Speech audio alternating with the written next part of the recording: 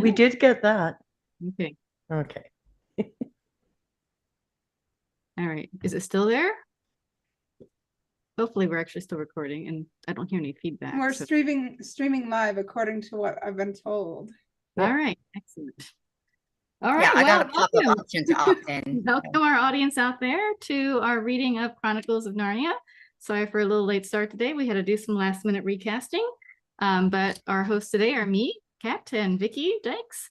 And we'll do some quick introductions to ourselves and then we'll get right into our reading. So I'm just going to kind of call you guys out in player order. So if you could give us your name, your pronouns, where you are, and what you're reading tonight, except for Daniel, who's got all of them. And then where people can find you if they want to get a hold of you. So starting with Anamika. Name's Anamika. My pronouns are she, her, and I'm in Sacramento, California. You can search me on Facebook, I guess, is probably the easiest way to find me. Tonight I'm going to be reading Edmund, a wolf, stone tiger, dwarf, some descriptions, and Onias. I'm not sure how I pronounce that. Or Ryasis, probably. Okay. Oresius. Thank you. Mm-hmm. That one. All right. Let's go to Leslie. Hi, I'm Leslie Hellman. My pronouns are she, her, hers. I live in Los Angeles. Today I am High King Peter. Oh, I give it away. Sorry if you've never read the book or seen the movie. Today I'm Peter Pevensey, a 15-year-old boy. And you can find me. I actually have a website, lesliehellman.com. You can also find me on, I live in Los Angeles. You can find me on all the casting websites as well. All right. Excellent. Let's go on to Jen. Hi, I'm Jen. I use she, her pronouns, and today I'm playing Susan and Malgrim, and I live in New Jersey, and you can probably find me on Facebook as I do other things professionally besides acting. Cool. Vicky. Hi, I'm Vicky Dykes. I'm in central Alberta in Canada. She, her are my pronouns. And tonight I am reading Lucy, an 8-year-old girl, Ginevric, Satyr Scout. And there was one more thing. I can't remember what it was. Where to find me? Facebook under this name. For now, that's good. There's going to be things coming in the future very soon. My yoga show is happening. All right. Heather. Hello all. It's me, Heather Lee Cameron. I'm back. I'm an actor, I'm a voice actor, I'm a writer, I'm a freelance journalist, and I'm an independent filmmaker. Right now, a thing I did over Christmas called Robin Hood, A Wild West Adventure, slowly being released over the internet, episode by episode. It's an 8-episode miniseries in which I play the ensemble. Mrs. Ryder and Miss Mona Stanley, episode 3 is set to release this Friday. So go check it out on YouTube under Doug McDougall's YouTube channel. I'll link it in the chat after.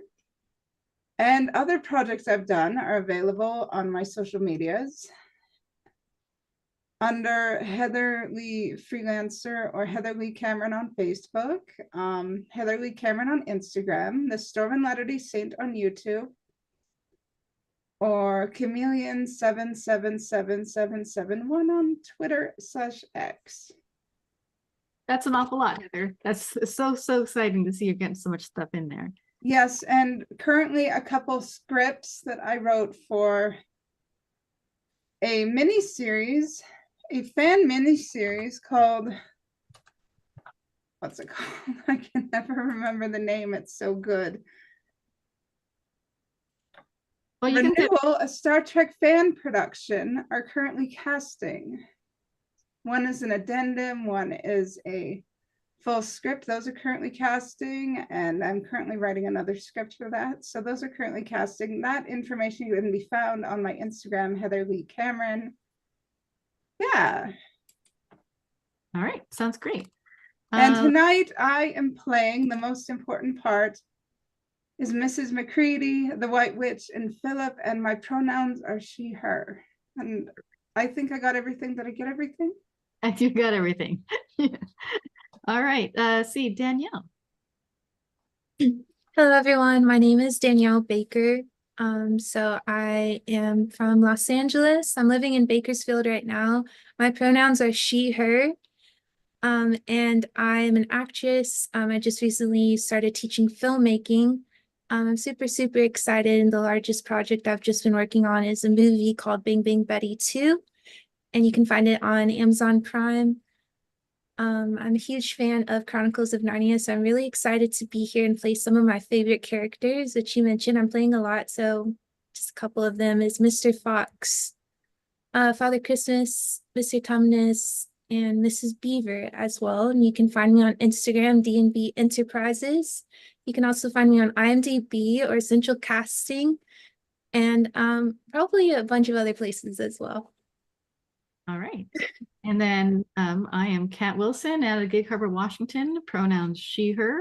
And tonight we're playing Mr. Beaver, Mrs. Pendency, Professor Kirk, and then actions and descriptions at the tail end of the play, starting in the Arbitrary Act 4.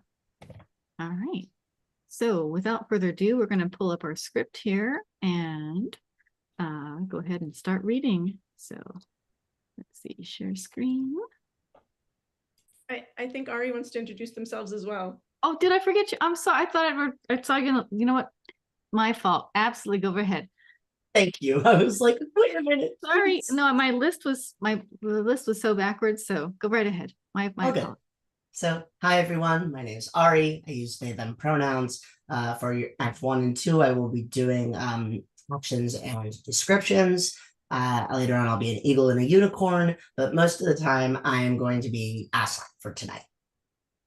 All right. I am based in the San Francisco Bay Area, and I do a bunch of predominantly writing and education and public speaking stuff. If you're interested in looking at the kind of work I do, and you just like listening to me talk so much that you just need to do it more, look me up at ariexplains.com. All right. And if you're out there in audience land, keep in mind, most of the folks here, this is their first time reading with Table Read Tuesdays, although not necessarily their first time reading online. So we're excited to see everyone here, and we'll go ahead and get started. So we'll pull up our script and get going here. So let's see, make it all the way up. All right, that's a good size, everyone? Still? Mhm. Okay, so Ari, take it away with the title page and we'll scroll down. So, The 100-Year Winter. Screenplay by Marcus and McFeely. Current revisions by Andrew Adamson. Based on the original book, The Lion, the Witch, and the Wardrobe by C.S. Lewis. Skip that bit. Okay. Exterior, London, night. A lamppost stands sentry over middle-class row houses. Suddenly, an ominous buzzing fills the air. After a moment, an air raid siren blares. The lamppost winks out. A squadron of German bombers slips through the clouds. Interior, Pevensey house, night. Susan, 13, grabs a flashlight and a book. She plucks up Lucy, 8, and they rush frantically down the hall. Peter, 15, and Edmund, 11, scramble down the stairs, shoving each other as they go. Mrs. Pevensey waves them urgently out the back door. Exterior, Pevensey house, night. Mrs. Pevensey shepherds her children toward the shelter. Suddenly, Edmund skids to a halt. Dad! He breaks his mother's hold and races back into the house. Edmund!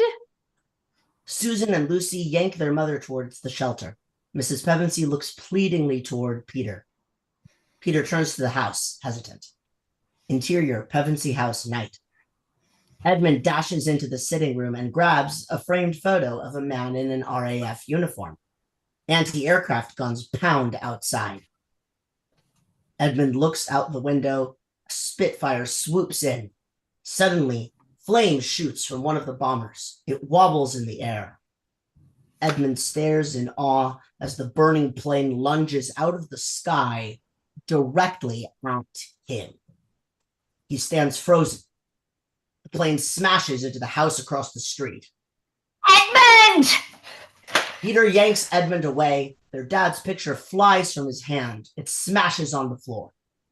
Edmund looks angrily from the picture to Peter. He snatches it up as his brother runs him outside. Exterior Pevensey House, night. Peter and Edmund race across the yard and into the shelter. Interior, air-raid shelter, night. They tumble inside. You twerp! We could have both been killed! Edmund looks at the crumpled photograph. He glares at Peter, tears in his eyes.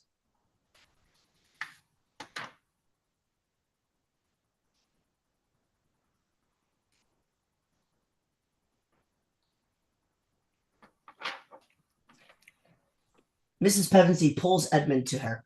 The girls look on, shattered. Peter slams the shelter door shut. Outside, London burns. Exterior, Trafalgar Square, day. The next morning, bobbies wave traffic around a crater. Firemen hose a smoldering building. The Pevensey family walks through crowded Trafalgar Square. The children carry suitcases and gas mask boxes. Lucy stops suddenly, staring up at a giant bronze lion. Come on, Lucy. No time for daydreaming.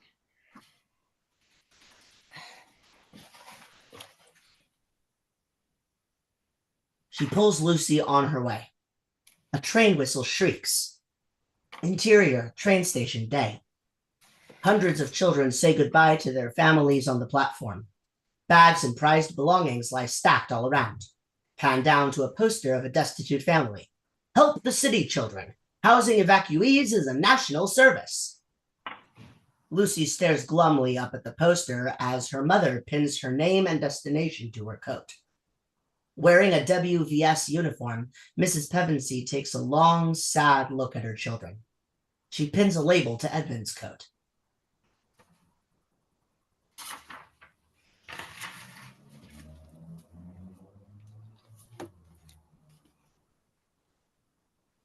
It's not for very long.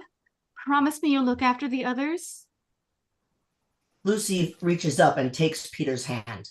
Peter looks down at it, forcing an uneasy smile. I will, Mom. Mrs. Pevensey hugs the other children goodbye.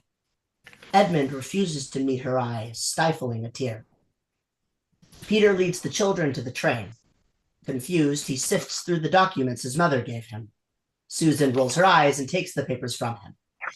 Edmund tries to glimpse his mother in the crowd. Suddenly, he bolts. Edmund!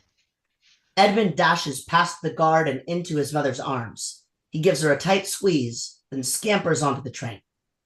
Moments later, a whistle screams as the train eases out of the station. The Pevenseys join the rest of the children, leaning out the windows, shouting goodbye. Mrs. Pevensey cries openly, watching them pull away. Music starts a title montage. Exterior, London, day. The engine chugs past bombed factories and anti-aircraft guns. As the train enters a tunnel, the screen goes black.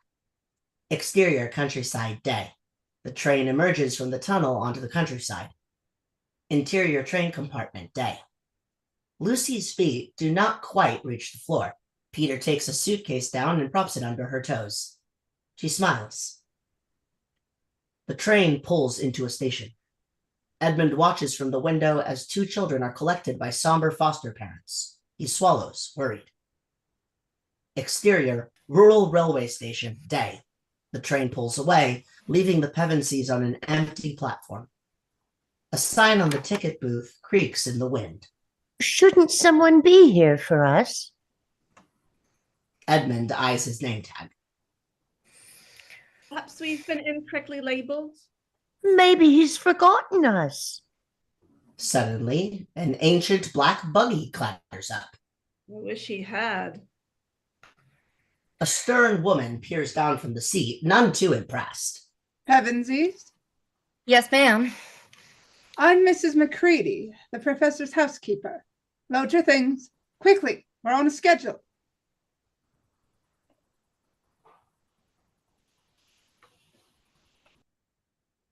Exterior, Professor's house, dusk. The professor's house looms through the trees, 3 stories of stone and stained glass. The children stare up from the rattling buggy. I hope you all appreciate that this house is of great historic value. People come from all over England to view it. The buggy turns onto the tree-lined drive. Really? Why? It is in all the guidebooks. Interior, professor's house, dusk. A gnarled claw digs its sharp talons into a wooden sphere. Lucy stares at the ball and claw legs of an oak table. Mrs. Macready leads the children up a grand staircase. There will be no shouting or running, no sliding on the banister, no improper use of the dumbwaiter. Edmund reaches out to touch a gleaming suit of armor. Mrs. Macready smacks his hand away. No touching of the historical artifacts, and above all, They stop by a closed door. there will Light be no flickers around. disturbing of the professor. Peter, Susan, and Edmund follow Mrs. Macready down the hall. Lucy lingers behind. Suddenly, a shadow moves under the door. Lucy dashes away. Interior, professor's house, girl's bedroom, night. Lucy lies under the cover, a tiny girl in a large bed. This bed's too big. Peter ruffles her hair. Sure you haven't shrunk? Lucy smiles despite herself. In the next bed, Susan tucks herself in. The professor's just not used to having kids around. Lucy hugs her pillow. I still miss Mum. Edmund enters carrying a plate. Well, if you're homesick, go stand outside the Macready's door. She snores like an air raid siren.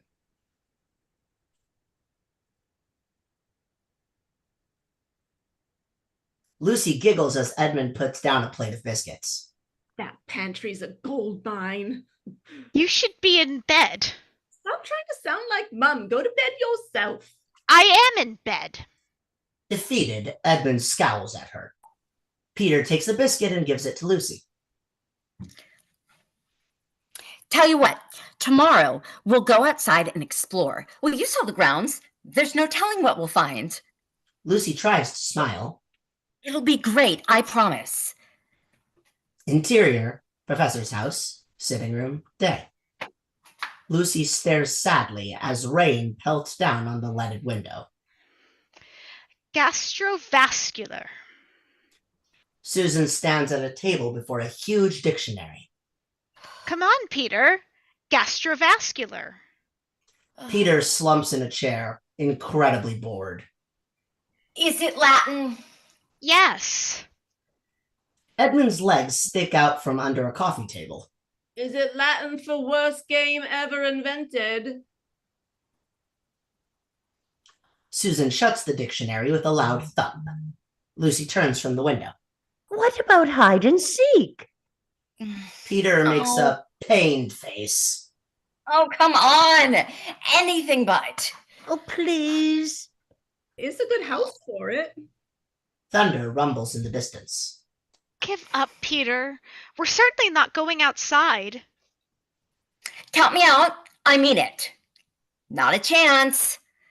Interior, professor's house, upper hall, day.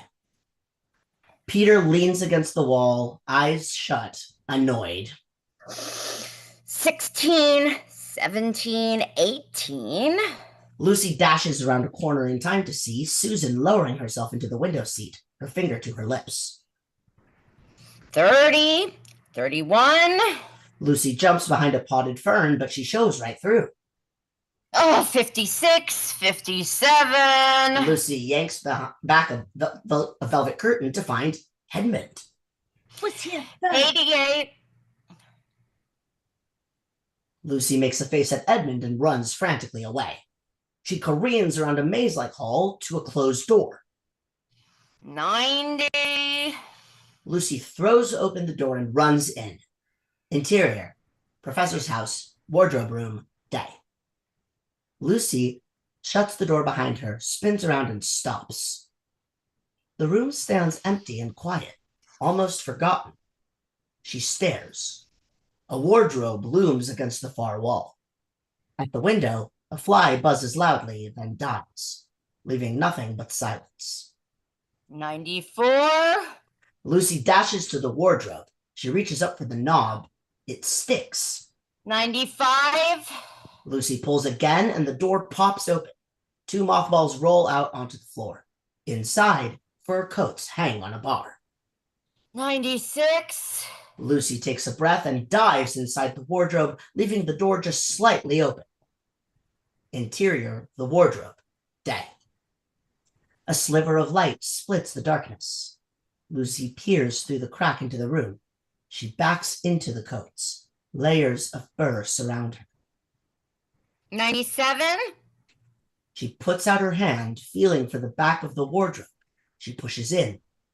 Ouch! She pulls back her head, then reaches out again, confused. She takes another step and hears a crunch.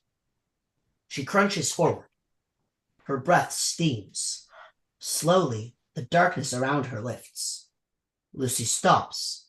She stares, amazed, at a pine cone hanging from a tree branch. Snow falls all around her. Exterior, Narnia, lantern waste, night.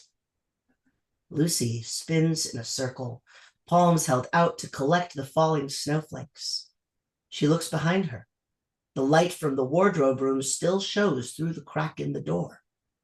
Lucy peers into the forest. A light filters through the trees. She walks forward. The light gets brighter. She steps into a clearing, and there stands a lamppost. Lucy stares up at the hissing flame. Suddenly, footsteps crunch in the snow behind her. She spins around and peers into the forest. Nothing. More footsteps. Lucy screams as she sees a fawn. A man's upper body with horns and goat legs. A red scarf around his neck. He carries several parcels. Startled, he drops his parcels.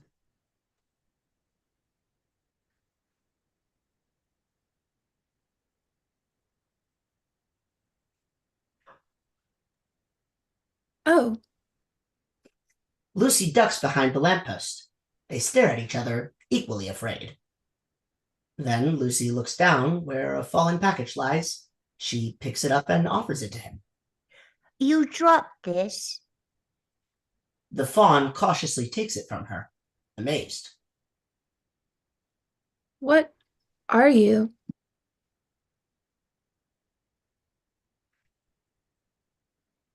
Lucy looks confused. English? You're not a daughter of Eve? My mum's name is Miriam. Excuse my asking, but are you human? Lucy nods and extends her hand. Of course. My name's Lucy Pevensey. The fawn stares at her hand for a moment, curious. You shake it. Why? I don't know. People do it when they meet each other. The fawn shakes her hand. Well, then, allow me to introduce myself, Lucy Pevensey. My name's Tumnus. I wonder, Mr. Thomas, could you tell me where I am? You don't know. She shakes her head. I came through the wardrobe in the spare room. Wardrobe. Spare room? I've never heard of those places, and I've lived in Narnia my whole life. Narnia? What's that? Dear girl, this is Narnia. From the lamppost to the shores of the Eastern Ocean, every stick and stone you see is Narnia. Lucy gazes at the snow drifting in the soaring sky. It's beautiful. She looks at Tumnus. Is it real? Real? Of course it's real as the nose on your face. He tweaks her nose. Which I might add is freezing. Where are my manners? Lucy Pevensey from the land of Spare How would it be if you came and had tea with me? At first she grins, but then she looks back into the woods. Oh, oh, thank you very much. But I probably should get back. It's just around the corner. There will be a roaring fire and cakes and toast and sardines. She hesitates. Tumnus offers his arm. It's not every day I get to have tea with a human. Lucy smiles, wavering. I suppose I could go for a little while. She takes his arm, grinning mischievously. If you have sardines. Exterior, Narnia, Tumnus house, night. I'm going to interrupt you for just a sec because we had Judy Bell just join us. Judy, if you're there and you want your lines back, you're welcome to do so. We just reassigned them while you were gone. And I think you had it down as Mr. Tumnus. Did you want to go ahead and take those? Judy, are you there? Or are you just here to watch?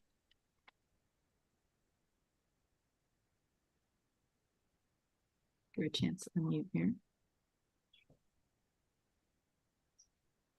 Okay. Well, we'll keep reading then with our reassigned lines until Judy lets us know otherwise. So, go ahead. Exterior, Narnia, Tumnus house, night. A pair of footprints, a fawn and a human, wind through the woods, down a slope, across a plain, to where Lucy and Tumnus make their way through a tall rock canyon. He holds an umbrella to ward off the snow. Tumnus leads Lucy to a large rock. And here we are. Lucy looks confused, and then sees a door. She grins, charmed. Tumnus opens the door and graciously waves Lucy inside. She walks in. Tumnus follows, closing the door behind them. Stay outside, as from inside comes the sound of the door locking. Interior, Mr. Tumnus's house, night. Close on, Tumnus's hand as he takes the key from the lock. Lucy sits in a comfy chair, her feet dangling a few inches off the ground. Is it always so cold in Narnia? Tumnus pours out tea before a snapping fire. Only for the last 100 years. He sits down across from her.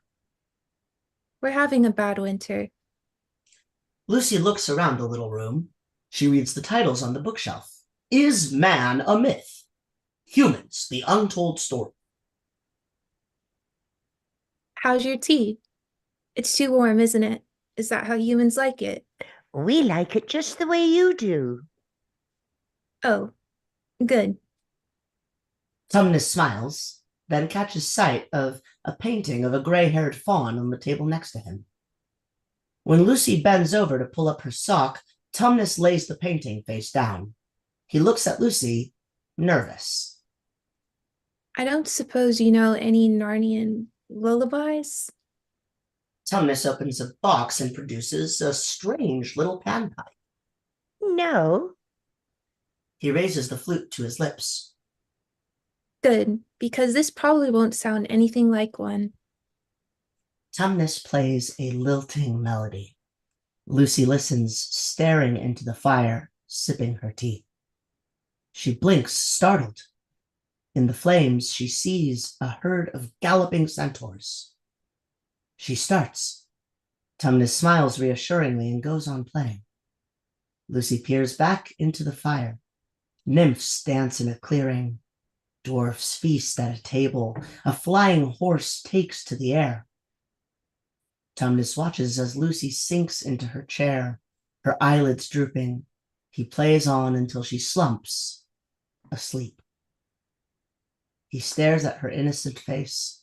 His eyes move slowly away, down to the fire, and then go wide. In the flames, a massive lion roars. Tumnus jumps back, shocked.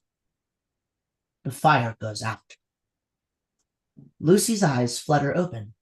She yawns. Oh, goodness. I must have dozed off. She looks up at the window. It's dark outside.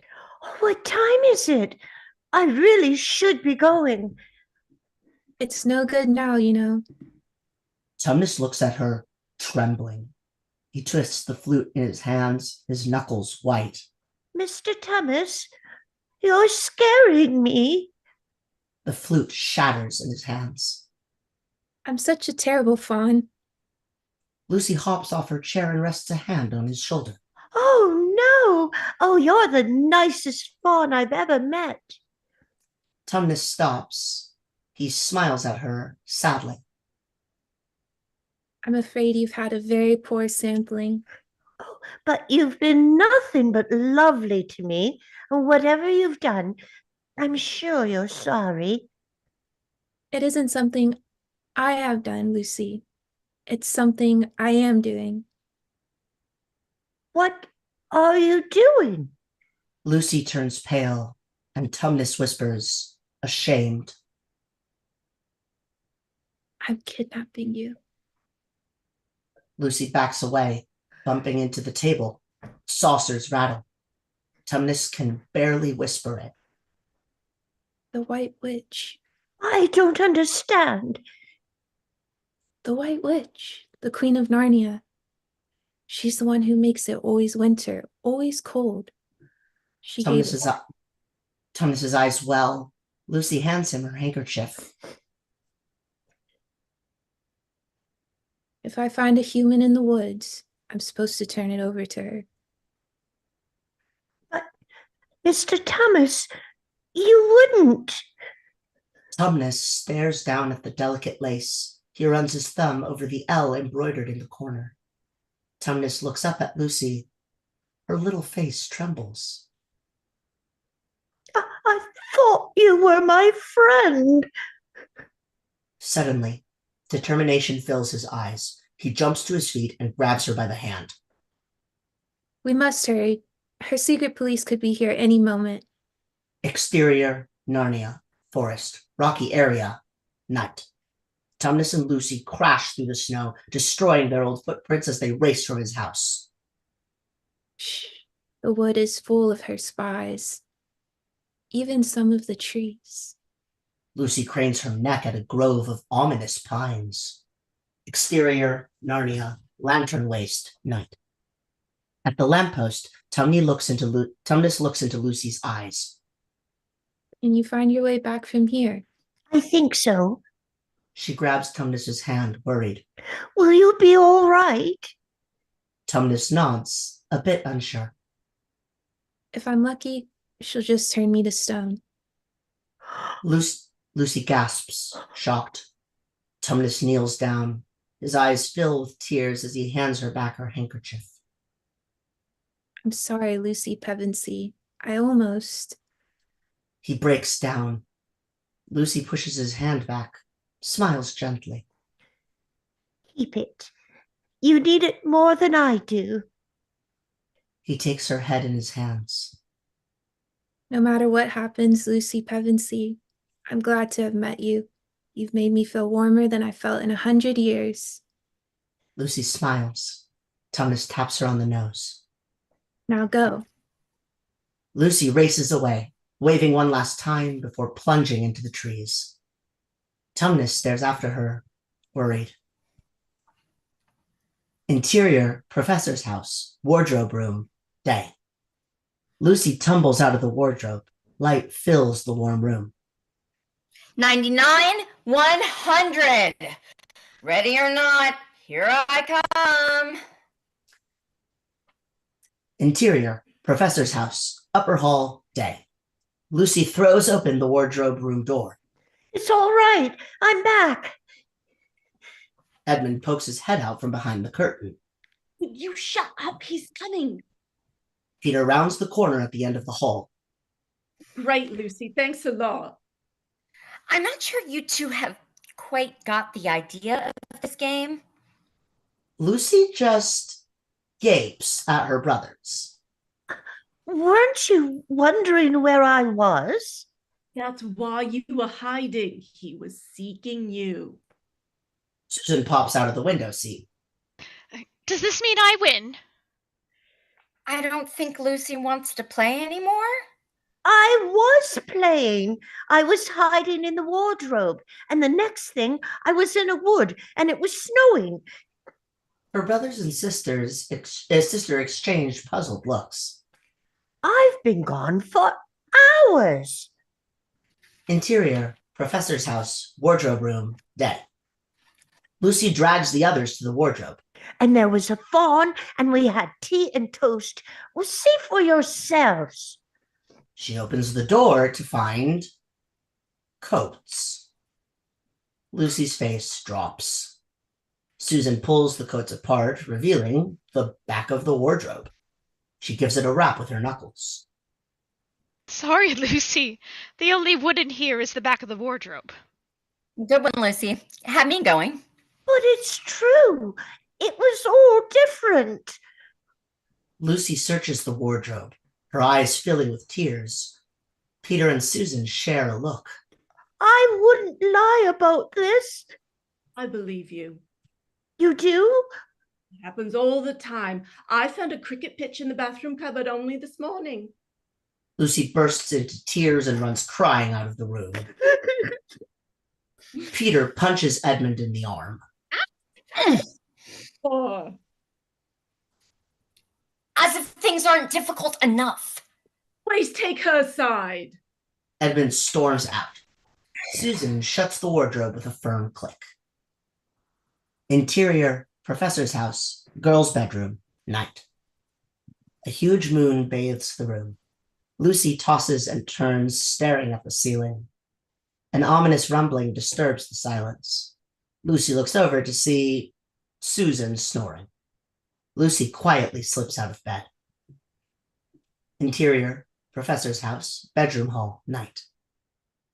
Lucy eases out of her room wearing shoes and a raincoat. Carrying a candle, she sneaks away down the hall. After a moment, a toilet flushes from behind a door. Edmund steps out of the bathroom to see Lucy at the far end of the hall. He grins and creeps after her. Lucy opens the wardrobe room door. She creeps in, closing it behind her. Interior, professor's house, wardrobe room, night. Lucy's hand hesitates on the wardrobe handle. She bites her lip and pulls the door open. A wind blows from the wardrobe, extinguishing the candle.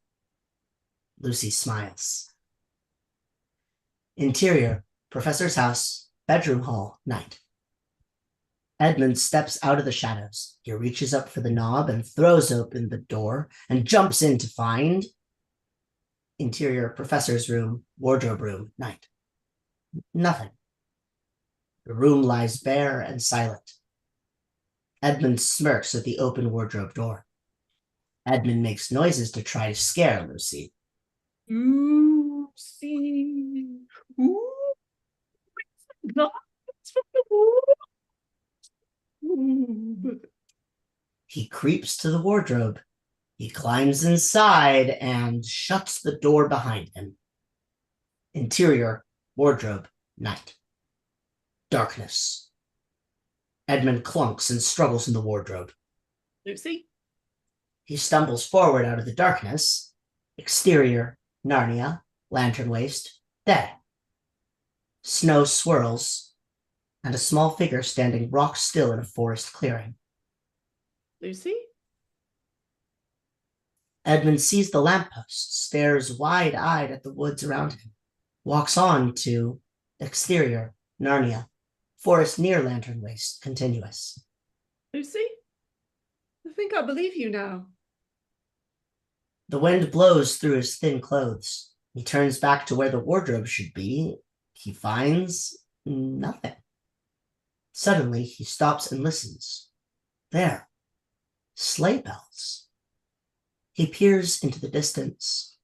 Through the swirling snow, a flash of black and red appears. Edmund stares as it grows larger and larger, until finally his eyes widen at the sight of a sleigh pulled by hard-charging white reindeer. Snow plumes from the runners. Steam jets from the reindeer's nostrils as the sleigh bears down.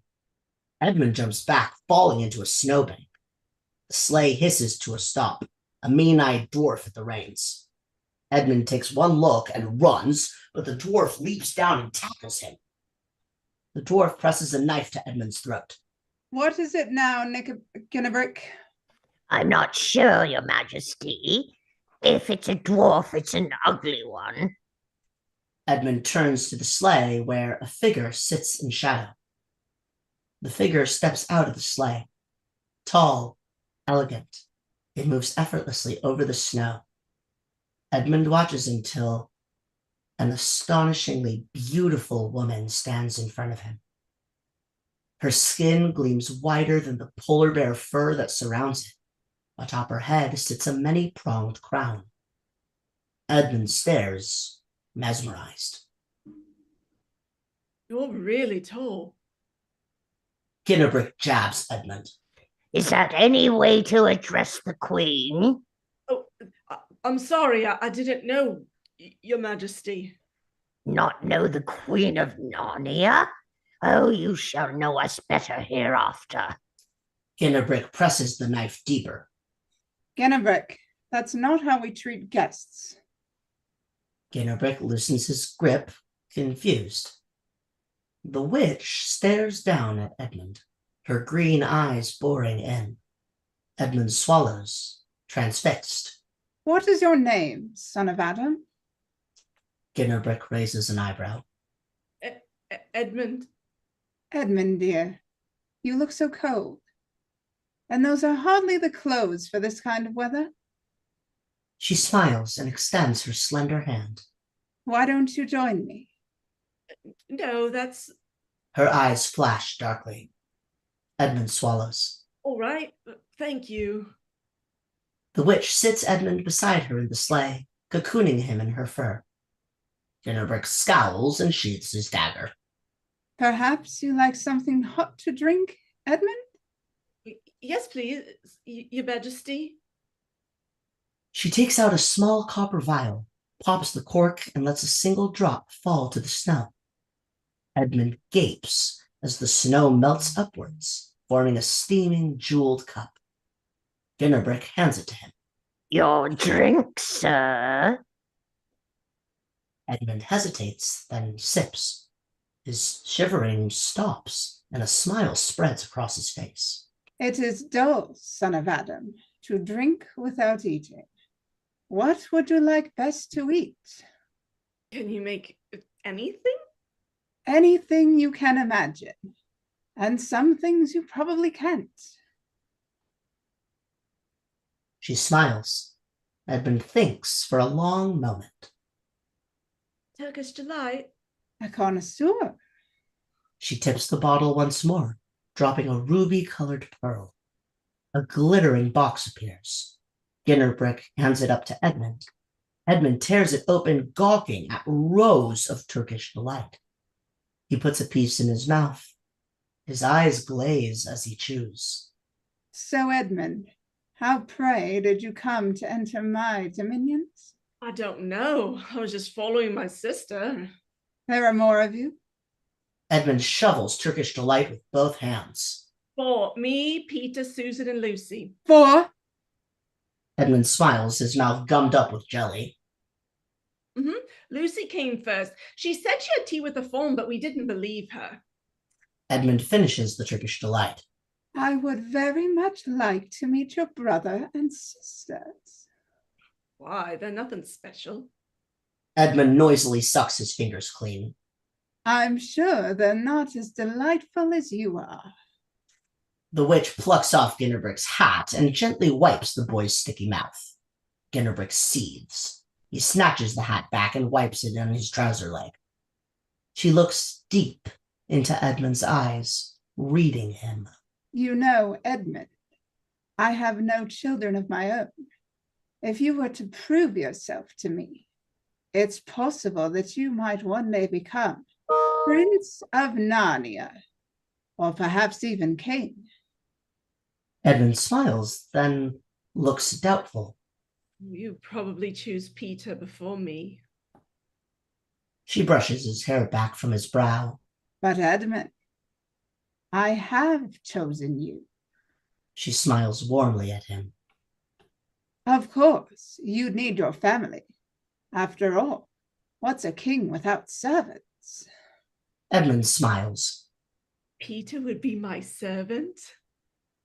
She turns his head to face two dark hills on the horizon. All you would have to do is bring your brother and sisters to my house. It's just between those hills. She cups his face. What fun we're going to have. Edmund smiles. She helps him down from the sled. He looks longingly at the empty box. Can I have a bit more? At my house, there are rooms just full of Turkish delight. Ginnerbrick cracks the whip and the reindeers spring to life. The witch waves to Edmund as the sleigh sweeps her way. Until then, dear one, don't forget, come soon. The sleigh fades into the white, hazy distance. Edmund stands alone, dazed. After a moment, he hears footsteps in the snow behind him. Edmund? He whips around to see Lucy running to him. Oh, Edmund! Oh, you got in too. I told you it was real. Isn't it wonderful? Edmund wipes his mouth guiltily. Where have you been? With Mr. Thomas. The White Witch hasn't found out anything about him meeting me or letting me go. So everything's going to be all right after all. Edmund looks down at the sleigh tracks in the snow. White Witch? She calls herself the Queen of Narnia, but she's not the rightful queen at all. Edmund shivers and turns away.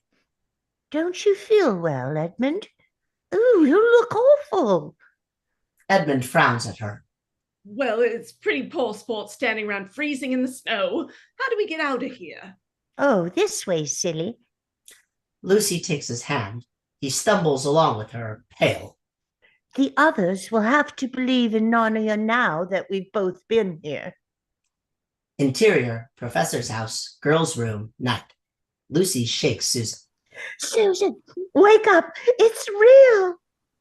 Susan groans and rolls over. Back to sleep, Lucy. You're dreaming. But I'm not. I'm scared. She turns, but Edmund isn't there. Lucy rushes out. Interior, professor's house, boys' room, night. Susan shuffles in from the hall to find Lucy jumping on Peter's bed. Edmund slouches on his bed. Peter, wake up. It's there. It's really there. Peter moves. What are you moves talking Lucy onto about? the floor. Narnia. It's all over the wardrobe like I told you. And this time, Edmund went too. They all turn to Edmund. Tell them, Ed. Lucy smiles at him, her eyes shining. Edmund opens his mouth to speak, but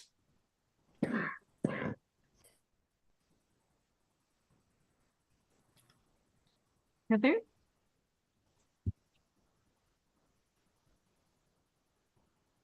Heather, are you there? For Mrs. McCready? What in the world is going on? Mrs. McCready stands in the doorway in a flannel nightgown. Edmund's dark eyes stare blankly for a long moment. Finally, Nothing. he looks at Lucy, smiling thinly. Lucy and I were just playing a game. Lucy's expectant face crumples. She rushes past Mrs. McCready and runs from the room, crying. Oh, Lou. Susan runs after her. Furious Mrs. McCready turns to the boys. I don't know what kind of home you children come from, but in this house, we work during the day and we sleep at night. She glares at them before closing the door. Trouble with little kids. They just don't know when to stop. Will you go up? Sense. Of course it's nonsense, which is why you encouraging her is just making it worse. I thought. No, you didn't. That's the problem. You never think. Edmund sneers. He turns to the wall. Shut up. You're not Dad. I wish you weren't even my brother. Peter fumes, frustrated. Interior, professor's house, bedroom hall, day. Peter drags his heels as he and Susan climb the stairs. I really just don't think we should disturb him. Susan tries to look self-assured. Why not? Are you scared? No, but I mean, we don't even know him. Shouldn't we just keep this in the family? Has that been working so far? They reach the professor's door. We have to do something. Peter looks at Susan, he rolls his eyes, and knocks. Come in. Interior, professor's house, professor's office, day. Peter and Susan step timidly inside. Shelves line the walls, crowned with ancient books and artifacts. A massive desk looms beneath the window, and behind it sits a white-haired man. He pores over an old book, his spectacles glinting in the lamplight. Professor Kirk? Ah, children. Pleasure to meet you. Do come in. Is everything all right? Actually, sir, we have a question about our sister. The professor looks up, mildly interested. She's, well, it seems she's been lying. That's a very serious charge. Finally, Susan just blurts. She says she found a magical land in the upstairs wardrobe. The professor's head snaps up. What did you say? The wardrobe upstairs. The professor pops out from behind his desk. He gathers the children and seats them on the couch. Well, Lucy insists she found a forest inside. What was it like? Like talking to a lunatic. No, not her. The forest. Peter and Susan look at each other, confused. You're not saying you believe her? Well, how do you know her story isn't true? Edmund said that they had just been pretending. And he's usually the more truthful one of the two, is he? Susan looks at Peter. They both shake their heads. No. That's just it. Up until now, I would say Lucy is very honest. Do you think she's mad? Insane? Probably not. The professor takes a pipe from the hand of a wooden monkey. Oh, what do they teach them in schools? He unscrews a silver apple, revealing a core of tobacco. If Lucy isn't lying and she's not mad, then logically, unless further evidence turns up, He lights his pipe, waves away a cloud of smoke. we must assume she's telling the truth. But it's impossible. There's that word. Seems to make everything smaller somehow, doesn't it? Peter and Susan gape. The professor pulls up a chair. Now, what did Lucy say exactly? Interior, professor's house, day. Peter and Susan close the professor's door behind them. Peter is quite taken aback. Well, that was unexpected. Oh, yes. And really helpful. Now what are we supposed to do? Exterior, professor's house, day. Several cars and a tour bus sit parked in the drive. We interrupt this broadcast for a bulletin from the front. Interior, professor's house, game room, day. A radio plays. Lucy sits glumly beside it. German forces swept past Allied troops today. Susan jumps over and turns the dial to big band music. Peter studies Lucy from the ping pong table. Edmund sits below the table, bored. Peter bats a ball over to Lucy. It bounces off her head and lands in her lap. I say, was that in or out? Lucy ignores him and looks out the window. Come on, Lucy. You ping, I'll pong. Susan giggles. Lucy shakes her head, tries not to smile. Edmund picks up a paddle, I'll play. but no one seems to hear him. Peter and Susan kneel near Lucy. You and me, Lucy. Peter can't beat both of us. That sounds like a challenge. They drag Lucy over to the table. Edmund scowls and drops his paddle to the floor. He stalks into the next room, irritated. Susan puts a paddle into Lucy's floppy hand. Peter does his best to ward off Susan and Lucy. He clowns, playing with his left hand and hopping on one leg. Finally, Lucy smiles. In the other room, Edmund looks down at the huge sword in a glass case, annoyed by their laughter. Lucy serves, giggling. Oh, down for King Edmund! Edmund stands in the doorway, brandishing a sword. Peter laughs and strikes a combat stance with his paddle. Vanguard! Peter and Edmund thrust and parry across the room. Edmund struggles with the unwieldy sword. Peter darts in and taps Edmund's cheek. The girls laugh. Edmund's face goes cold, insulted by their laughter. He takes a savage swing, out of control with the oversized sword. Susan screams. No! Peter dives out of the way just as the sword smashes a suit of armor. Silver pieces fly apart, clattering on the floor. Peter lies on the ground, panting. Edmund gapes at the shattered armor. He drops the sword with a clang. Edmund, what are you doing? And in the next room, you'll see a remarkable example of 14th century plate armor. Brilliant timing, Ed. The tour group's footsteps clomp in the hall. Come on! They rush out another door. Edmund's foot kicks the decapitated helmet. It spins across the floor. Interior, professor's house, day. The kids run up the stairs. Footsteps clatter behind them. They run down the hall. Footsteps rumble in front of them. They race along the maze of passages, footsteps clomping all around them. She seems to be giving them a very thorough tour. They run around a corner and skid to a halt in front of the wardrobe room. The footsteps thunder. They run in and shut the door behind them. Interior, professor's house, wardrobe room, day. The four children pant in the quiet. But then, the footsteps resume just outside the door. Peter looks at Susan, then they both look at the wardrobe. All right, then. Peter yanks open the wardrobe door. They scramble inside, leaving the door ajar.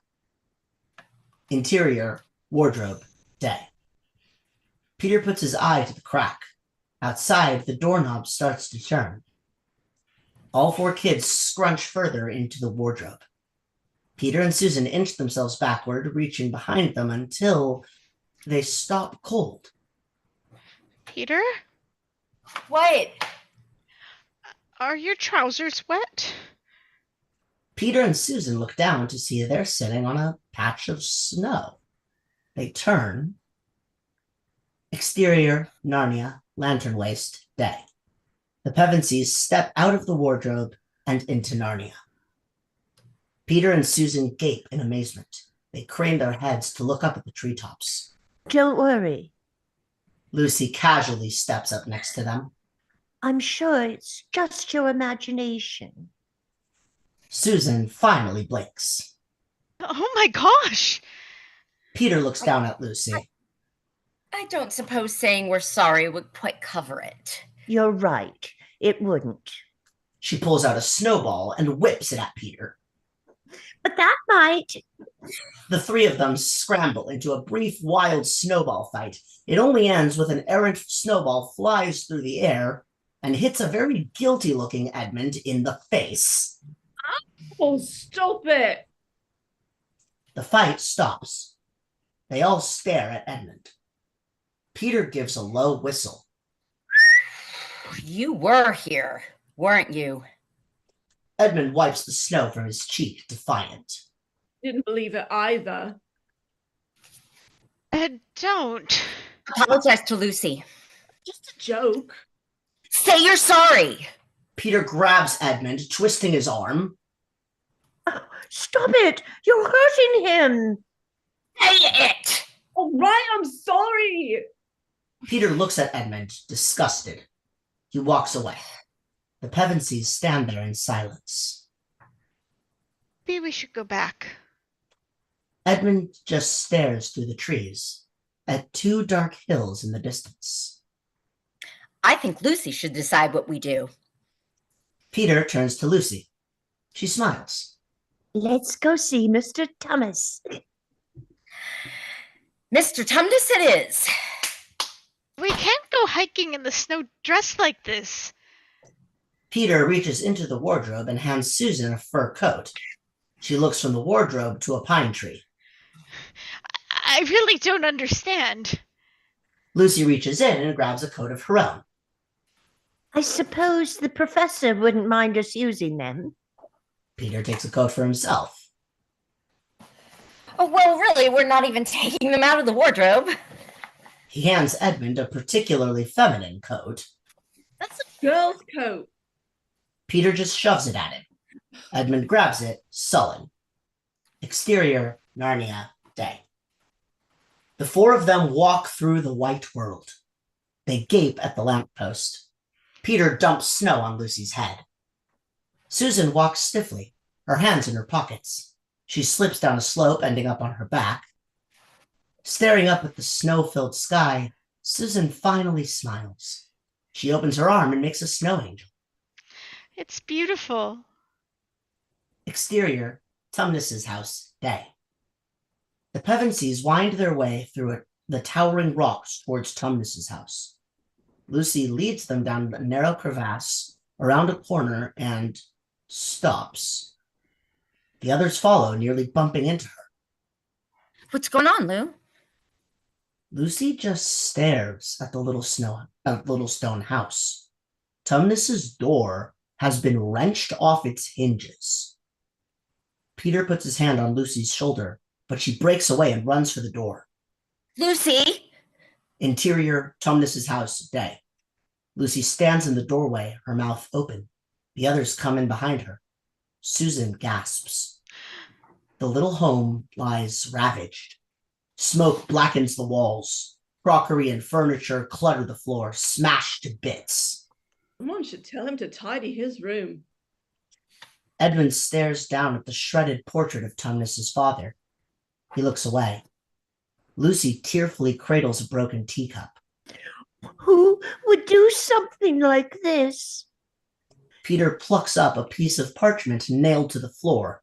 Close on warrant of arrest by order of Her Majesty.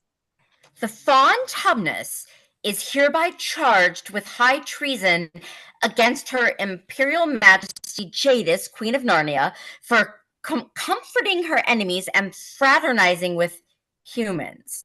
Signed, Malgrim, Captain of the Secret Police. Long live the Queen. Peter lowers the warrant. All right. Now would be a really good time to go home. But we have to help him.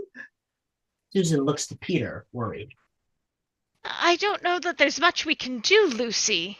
We could call the police. These are the police. This is all my fault. No, it's not. He jabs at the paper. I'm the human. Mr. Tumnus has been arrested for not handing me over. But how could they have known? Edmund scowls, turning away from the group. What kind of queen does this? Oh, she's not a queen. She's a terrible witch, and she'll do something horrible like turn him to stone. What? That's what Mr. Tumnus was said. You can hardly take his word for it. They all glare at him. He points to the warrant. He's a criminal. Psst. A voice. Susan gapes out the doorway where a robin hops from one branch to the next. Is that bird just us? But the bird just flies away. Then suddenly, psst. They look down to see a very large beaver staring at them. It crooks one finger, beckoning. It's a beaver. I think he wants us to follow it. Of course. Peter takes a slow step towards the beaver, holding out his hand as if to a dog. He makes a clucking noise. The Beaver puts his hands on his hips. I'm not going to smell it if that's what you want. Peter stares. Oh, sorry. Further in. He leads them into the forest. Exterior, forest near Tumnus's house, day. The Pevensies walk into the trees to find the beaver standing there, hand on his hips. You're Lucy. How did you know? He hands her a white handkerchief embroidered with an L. That's mine. It's the one I gave to... Tumnus, I know. Poor fellow got wind of the rest just before it happened. I've been keeping an eye out for you ever since. Is he all right?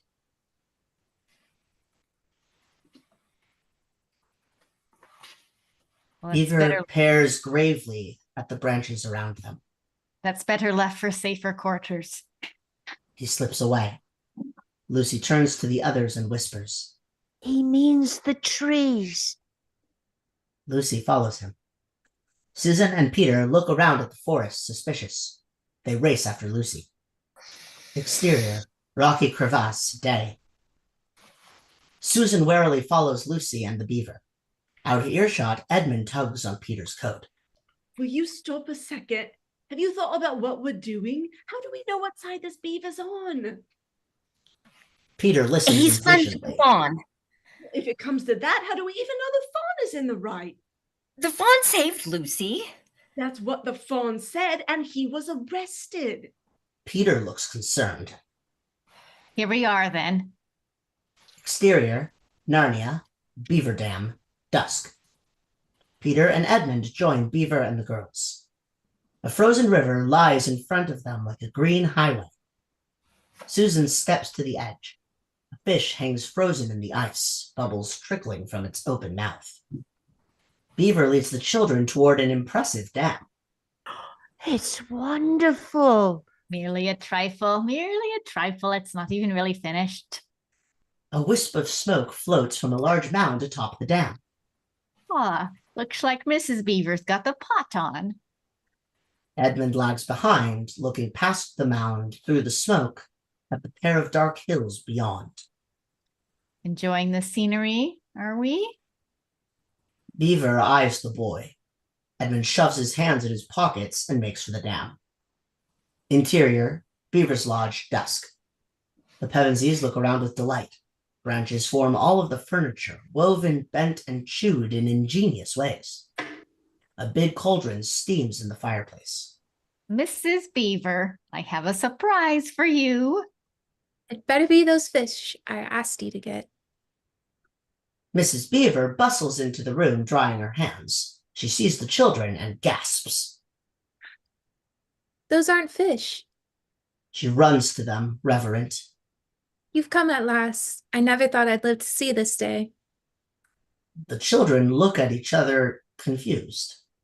Now take their coats, dear. They must be starving. Interior, Beaver's Lodge, night. The Pevensies and Beavers sit at a table full of fish dishes. Couldn't we just go to the witch and plead Tumnus's case? You could go, all right. But very few who enter that castle ever come out again. Then Mr. Tumnus is... Lucy tears up. Mrs. Beaver pets her hair. There is hope, child. Indeed, the greatest hope there ever was. The children stare. Beaver puffs up, enjoying the attention. Aslan is on the move. Peter, Susan, and Lucy stare in silence, strangely calmed. Then Who's Aslan? the beavers gape. Their big teeth hang in their open mouths. You don't know? Oh my, you do come from a bad place. He's only the king of the whole wood, lord of all Narnia. He's been away a long time, but now he's back. Aye, and he's gathering an army at the stone table. Now we'll sort out the White Witch once and for all. Won't she just turn him to stone?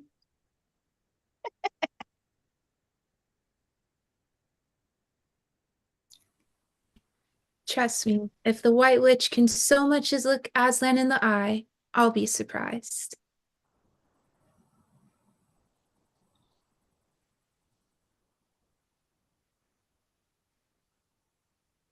I believe it's now Kat's turn to do actions and descriptions. Not quite. It says through 45 in what I saw. Yeah. I think we had Anamika in the middle there. Oh, I thought I was on at 65. 65? Okay. Judy, did you want to read? Yeah, like actions and descriptions A2 in the spreadsheet is listed as Kat. Okay. That's fine. Beaver throws his head back laughing. Edmund flushes. Trust me, if the White Witch can so much as look Aslan in the eye, I'll be surprised. Beaver drains his beer and puts his mug down with a thump. But you'll see for yourself soon enough. We'll set out in the morning. For where? The stone table. If we're to save Tumnus, we'll need Aslan to do it. But you just said he was getting ready to fight a war. Beaver leans forward, his face lit by candlelight. And he'll need every hand he can get. Susan shoots Peter an alarmed look. Look, I know you mean well, but this all sounds rather dangerous. I'm Peter sorry. Thank you for dinner. The beavers stare, stunned. Oh, but what about Mr. Tumnus? Lucy, it's time the four of us were getting home. Susan? She nods enthusiastically. Ed? Peter searches the room, landing on Edmund's empty chair. Beaver's fur bristles. Exterior Beaver's mound night. Snowy footprints lead from the mound and across the river. Peter, Susan, Lucy, and Beaver stare at the tracks. Edmund! Edmund! When did he leave? What? I'm not sure. Oh, it's vital we try and remember what he heard. Why? Beaver points up toward the two dark hills. Because he's gone to her. Exterior Narnia, rocky area night. The spires of the witch's castle twist between the two hills. Edmund stares hungrily as he stumbles through knee-high snow. Exterior Narnia, forest night. Peter and Beaver race through the trees. Susan and Lucy strain to catch up. There's no point in this. You won't get him back that way. You've lost him to the White Witch. No, I haven't. You tell me you trust him then. Peter whips around. I can still catch him. Exterior Castle Hill night. Edmund leans against a boulder, panting. He stares up at the castle looming atop the hill. A cold wind pulls at his collar. He turns and looks behind him, almost regretful. But the wind turns and pushes him toward the castle. He grabs a rock and climbs. Exterior Castle Hill night. Peter tears across the snow, stopping at the rocks where his brother's footprints end. Susan and Lucy look up at the hillside to where Edmund climbs, tiny against the cliff. Edmund! Shh, they'll hear you. Peter throws himself up at the rocks. Beaver tackles him. But he's our brother. He's the bait. The witch wants all four of you. Why? To kill you. Peter and Susan stare at Beaver, shocked. Then, Look! Lucy points helplessly as Edmund hauls himself to the top. In front of him, an open gate yawns. Edmund walks through, vanishing. Lost him. Susan turns on Peter angrily. I told you we should have gone back, but you wouldn't listen. Oh, you knew this would happen. I didn't know what would happen, which is why we should have left while we still could. Stop it, both of you! Peter and Susan glare, wind whipping their faces. This isn't helping Edmund. The only thing to do now is to get as far away from this place as possible. And just leave him. Only Aslan can help Edmund now. Then take us to him. Everyone turns. Lucy stares up at the dark cliff. She turns to them, tearful. What choice do we have? Exterior Witch's Castle, courtyard night. Gnawed, chewed, charred bones lie in ashes. Edmund steps over the remains of a watchfire into the courtyard. A dark shape appears, then vanishes into the swirling snow. Suddenly, the flurries fade. There stands a huge gray tiger. Edmund freezes. The tiger stares. Then slowly, snow builds on the animal's snout. Edmund reaches out and touches the tiger. Nothing. Stone.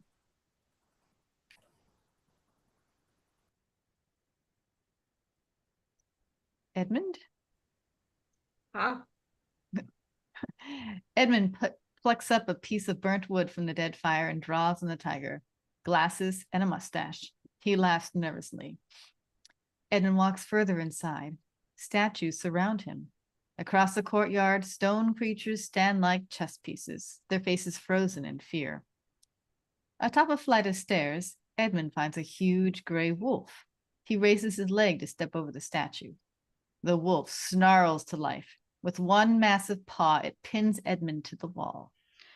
Be still, stranger, or you'll never move again. Edmund freezes. The wolf's yellow eyes beam up at him. Who are you? I'm Edmund. I met the Queen in the woods. She asked me to come back. I'm a son of Adam. Mogren suddenly removes his paw. My apologies, fortunate favorite of the Queen. Or perhaps not so fortunate. Edmund slowly comes off the wall, surprised. Do follow me. Interior Witch's Castle, Great Hall Night. Mogrim leads Edmund into a vast arching hall, built entirely of glittering ice. More wolves stand sentry, eyeing Edmund coldly as he passes. Mogrim growls. The wolves bow their heads. Edmund's fearful look turns to a haughty grin. At the end of the hall sits an empty frozen throne. Edmund approaches, hesitant. He gazes at the intricate carvings and sharp corners. He finds his reflection in the polished ice. Like it? The witch's reflection appears beside him. Edmund turns to see her wrapped in ermine. Very much. She runs her long fingers across his cheek. Then you should have one just like it. She glances at Mogrim, who gruffly shakes his head. Tell me, Edmund, are your sisters deaf? No? Is your brother unintelligent? No? What are you? Then how dare you come alone? Edmund hangs his head, choking back tears. I tried. Edmund, I asked for so little. They just don't listen to me. And you couldn't even do that. The witch sighs and takes out her wand. But I did bring them. Halfway. They're in the little house on the dam with the beavers. The witch turns to Mogrim. Morgram, you know what to do. Mogrim lets out a howl, breaking into a dead run. The sentry wolves peel off and follow. Edmund swallows and turns back to the witch, hopeful. She sits down on her throne, just staring at him. I was wondering, could I maybe have some Turkish delight? She smiles. Ginnebrick, Ginnebrick steps from the shadows. He eyes Edmund with hatred. Yes, my queen. our guest is hungry. Edmund smiles. So does Ginnebrick, brown teeth and black gums. This way for num-nums. Exterior Witch's Castle Night. The wolves burst through the gate, nearly tripping over themselves in their frenzy. Exterior Narnia Forest Night. Beaver leads the children through the woods. Suddenly dozens of howls rip through the air. Beaver's eyes go wide. They run. Exterior Narnia Forest Night. The wolves flash through the trees, slicing over new-fallen snow. Come on, mother, there's no time. Interior Beaver's Mound Night. Beaver, Peter, and Lucy wait impatiently. In the kitchen, Susan and Mrs. Beaver pack. Mrs. Beaver holds up a jar. Do you think we'll need jam? Beaver tries to drag her toward the door. Only if the witch serves toast in prison. Oh, shush. You'll be thanking me later. Mrs. Beaver squeezes her basket closed. And suddenly, the baying of wolves pierces the night air. The group freezes, trapped. If there is a later. Exterior Narnia, Beaver Dam Night. The wolves rage across the river. They leap onto the dam surrounding the beaver's home. Take them. The pack savagely tears at the mound. Interior Beaver's Mound Night. Splinters fly as the wolves burst through the door. They ransack the room, shredding everything. Finally, Mogrim stops. He sniffs. His head swivels to a rough-hewn wardrobe. The wolf eases open the wardrobe door, revealing a tunnel. Malgrim's yellow eyes narrow. Smell them out. Interior tunnel night. Beaver leads the group through a dark tunnel. Peter and Susan crouch to avoid low-hanging beams. We'll be safe up ahead. A badger friend of mine dug this tunnel. It comes up right near his place. And his barrow of ale. I shouldn't wonder. Beaver rolls his eyes. Lucy's long coat catches on a root. She falls to the ground. Susan reaches to help, but shh! Everyone freezes. Lucy's eyes widen in fear. They're in the tunnel. Interior tunnel entrance night. Wolves pour into the tunnel, howls echoing off the walls. Interior tunnel night. The group barrels around a corner and hits a dead end. I told you we should have brought the map. There wasn't room next to the jam. Peter, kneel down. Beaver leaps onto Peter's back, reaching for the ceiling. Exterior Allies Enclave night. A rock rolls away, revealing Beaver. The others climb out. A tiny village sits in the pale moonlight. A mother otter draws water from the well. Squirrel children play nearby. Beaver leads the others in a run for the town. Lucy peers at the squirrel standing still under a tree, and Mrs. Beaver follows her gaze. Something's wrong. The village stands disconcertingly silent. Everyone gasps and gapes, horrified as they realize the entire town has been turned to stone. A badger stands frozen, baring his fierce claws. Beaver lays a hand on his old friend, tears welling. Now you see what we're up against. The Pemby stare devastated. Interior Witch's Castle dungeon night. Edmund sits alone in a cell. Bugs scurry everywhere. He tries to eat a piece of bread, but gags. He takes a gulp of water, but immediately spits it out. He looks in the cup. More bugs float in the water. He pushes away his meal, disgusted. Excuse me. Edmund jumps up, startled. He looks into the next cell. Well, He approaches warily. There on the floor lies Mr. Tumnus, gaunt, beaten, his hooves shackled to the floor. Sorry. I'd get up, but I'm afraid my legs aren't working very well. Edmund stares, realizing Mr. Tumnus? What's left of him, at least. Edmund looks away. Tumnus smiles awkwardly. You're Lucy Pevensy's brother. I'm Edmund. You have the same nose. Edmund unwittingly scratches his nose. Is your sister safe? Is she all right? Edmund looks away, troubled. I don't know. Exterior Forest Enclave night. Howling pierces the silent town. Beaver turns to the mouth of the tunnel. Let them come. I'll chew them all to splinters. The rest of the group gapes at the stolid Beaver.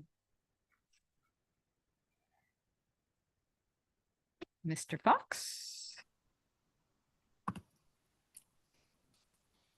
That's you. Better left for when the odds are slightly more in your favor. Beaver scowls at Fox, distrustful. We don't need your help. Speak for yourself. Beaver shoots Peter an angry look. Fox smiles smugly. Now there's a man of discernment. Another howl rips the night very close. I realize we've only just met, but you might want to follow me. Judy, did you want to read Mr. Fox? I can if you want me to, sure. Yeah, get a chance to read there. Okay, I'll start with the after Mr. Beaver says, is that what you told him? Is that what you told him? And then Alright. someone's going to read the direction, right? Oh, sorry. Fox okay. nods, the dirt flying from the hole. I'd hurry. They get rather unpleasant when they're hungry. The first paw scratches his lip at the hole. Follow him. Fox whirls and darts into the tree. But Go. Beaver sets his feet and faces the hole. I'll take my chances, thanks.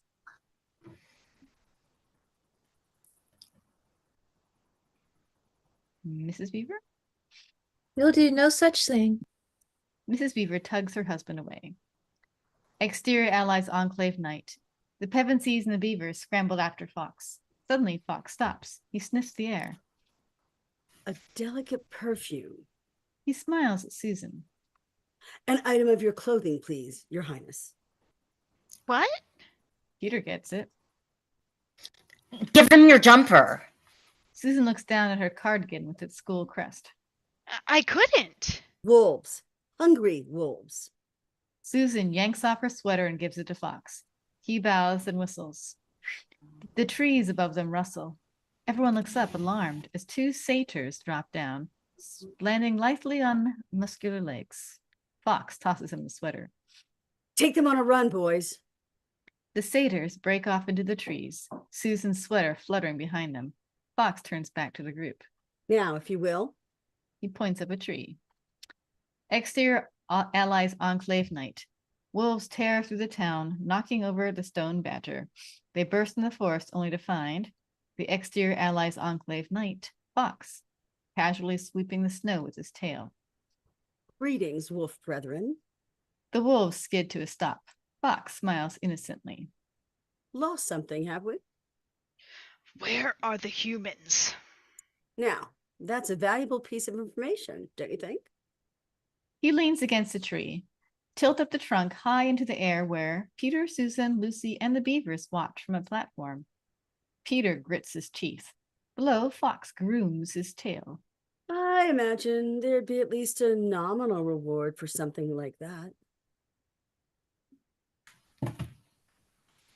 Mogram's lieutenant, Varden, clamps down on Fox's neck. Lucy gasps. Susan claps her hands over her sister's mouth. Mogram leans into Fox's trembling face. Your reward is your life. Now where are they? Varden tightens his jaws. Fox yelps. Slowly, he raises his paw to point. Susan bites her lip. Peter's hand clenches into a fist.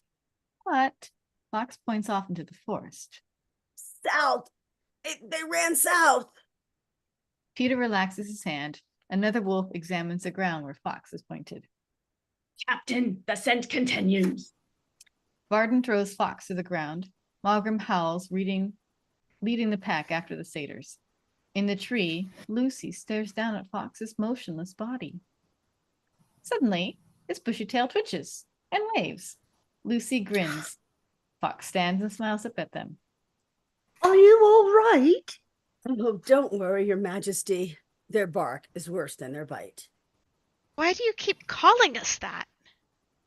Fox turns to look at her curiously. Then he turns to Beaver. They don't know? Peter eyes Beaver suspicious.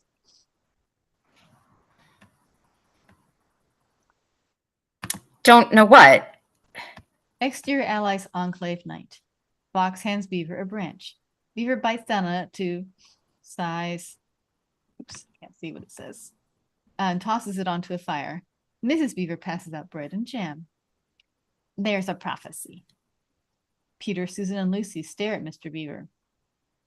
When Adam's flesh and Adam's bones sits at Car Paravel enthroned, the evil time will be over and done. The kids just stare. I know it doesn't quite rhyme. Mrs. Beaver pats him on the paw. Beaver continues. On the shore of the eastern ocean's a castle, Car Paravel. Inside are 4 thrones. It is said, when 2 sons of Adam and 2 daughters of Eve fill those thrones, Narnia will once more be at peace.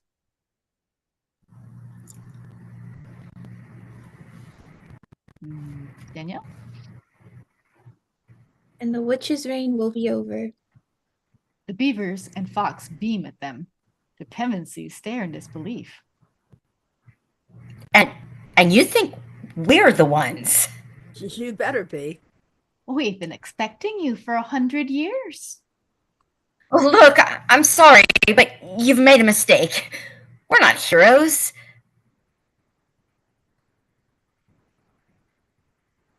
Lucy? We're from Finchley. Susan stares at the 3 expectant animals. This makes absolutely no sense. Your sense comes from your world, child. This is foretold in the deep magic, and what is written there shall be. The children stare, gobsmacked. You've come to save Narnia. Whether you like it or not. Exterior Allies Enclave night. The beavers sleep, their tails draped over each other. Lucy and the fox doze by the waning fire. Peter sits watching over them. Susan joins him, bleary-eyed. Magic wardrobes, talking animals, and not a pillow in the entire country. Peter smiles sadly.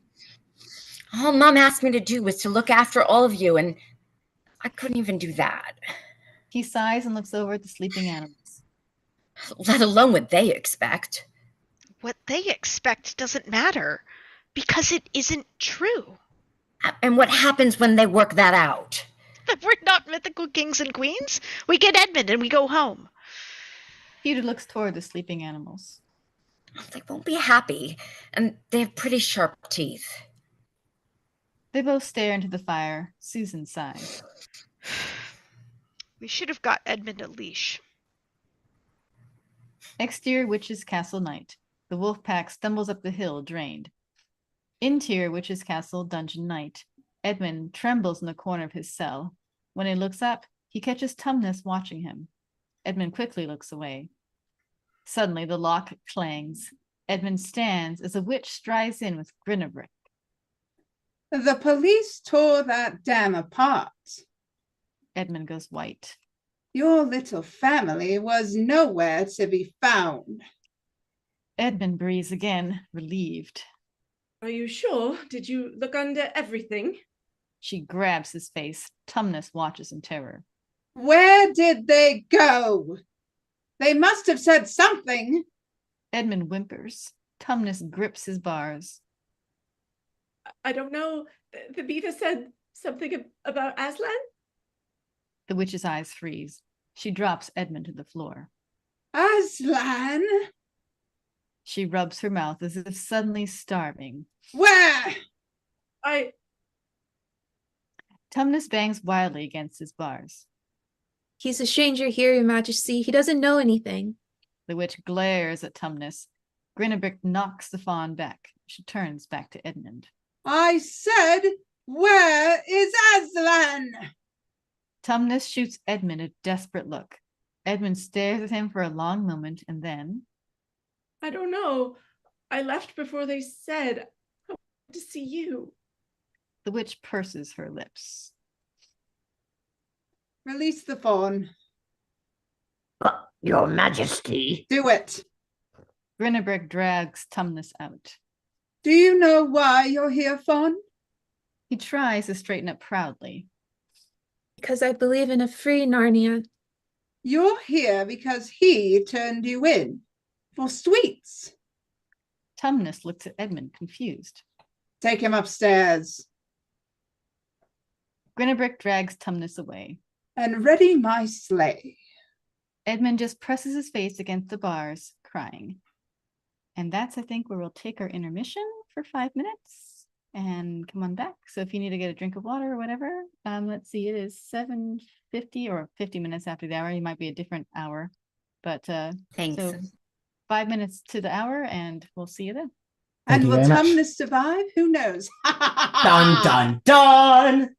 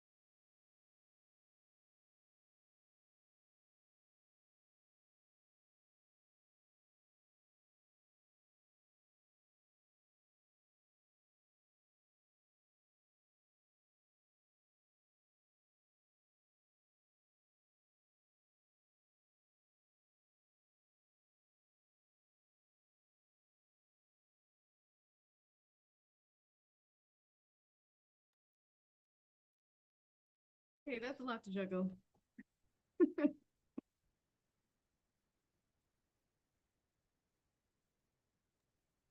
So I paused the recording during our intermission here. How are you liking my portrayal? Oh, I love it. Absolutely love it. I don't know. Have you ever seen the BBC one? I've only seen the movie. I know the old BBC ones were like in the 90s. And they were, I don't know, just that witch was so much more intense in her delivery of the witch, and I decided to mix the two a little bit. I like what you're doing, personally. Thank you. Mark. I think that you are absolutely getting the imperious vibe of, how dare you not already instantly be doing the thing I'm saying kind of vibes. Because I don't mind the witch in the newer versions, but she's not as intense as the BBC version. Yeah, she goes for more of an uncanny vibe, sort of off-putting rather than imperious, which is a different kind of power control. So I just view it as two different takes on the character. I think she should be more intense and darker, and it's the BBC. You should watch the BBC version if you can find it. The if you can find it is a big one. Oh, check the pawn shops. It's definitely there. Well, it's a good one to discuss for after our reading's done if you want to hang out. Sorry. I will say, for me, this movie version, right? Like I said, I grew up with the books. So this movie version, I know this is, it was like a formative experience for me. It was the first time I had like read a book and then watched it get adapted. So I can see the movie happening in my head as this is going on, as we're like reading through it, which is wild because it means I also know exactly which bits of this didn't make it into the like version that got aired. Like there's little tiny things where like the wording got changed. Right. Oh, this is reminding me of my childhood because I was introduced to the Chronicles of Narnia. Oh, never mind. I'll talk about everybody's coming back. I'll talk about it in. Yeah. So a couple of So housekeeping before I get back in here. Santa Mika back yet? Yeah, I'm back. Is this Yeah, so you could take the stage directions for the rest of Act 3 here. If you like. And then Judy, I know we had some trouble getting you in here on time, so we had recast some of your roles, and you're welcome to have them back. I changed them in the cast list, so I'm not exactly sure which are yours. I'm gonna take a quick peek here. Sure. Wrong one. So let's see here. I think I just typed them in here. So so if there's any more Mrs. Beaver, Mr. Tumnus, Dryad, and General Ottman for the second half of this play.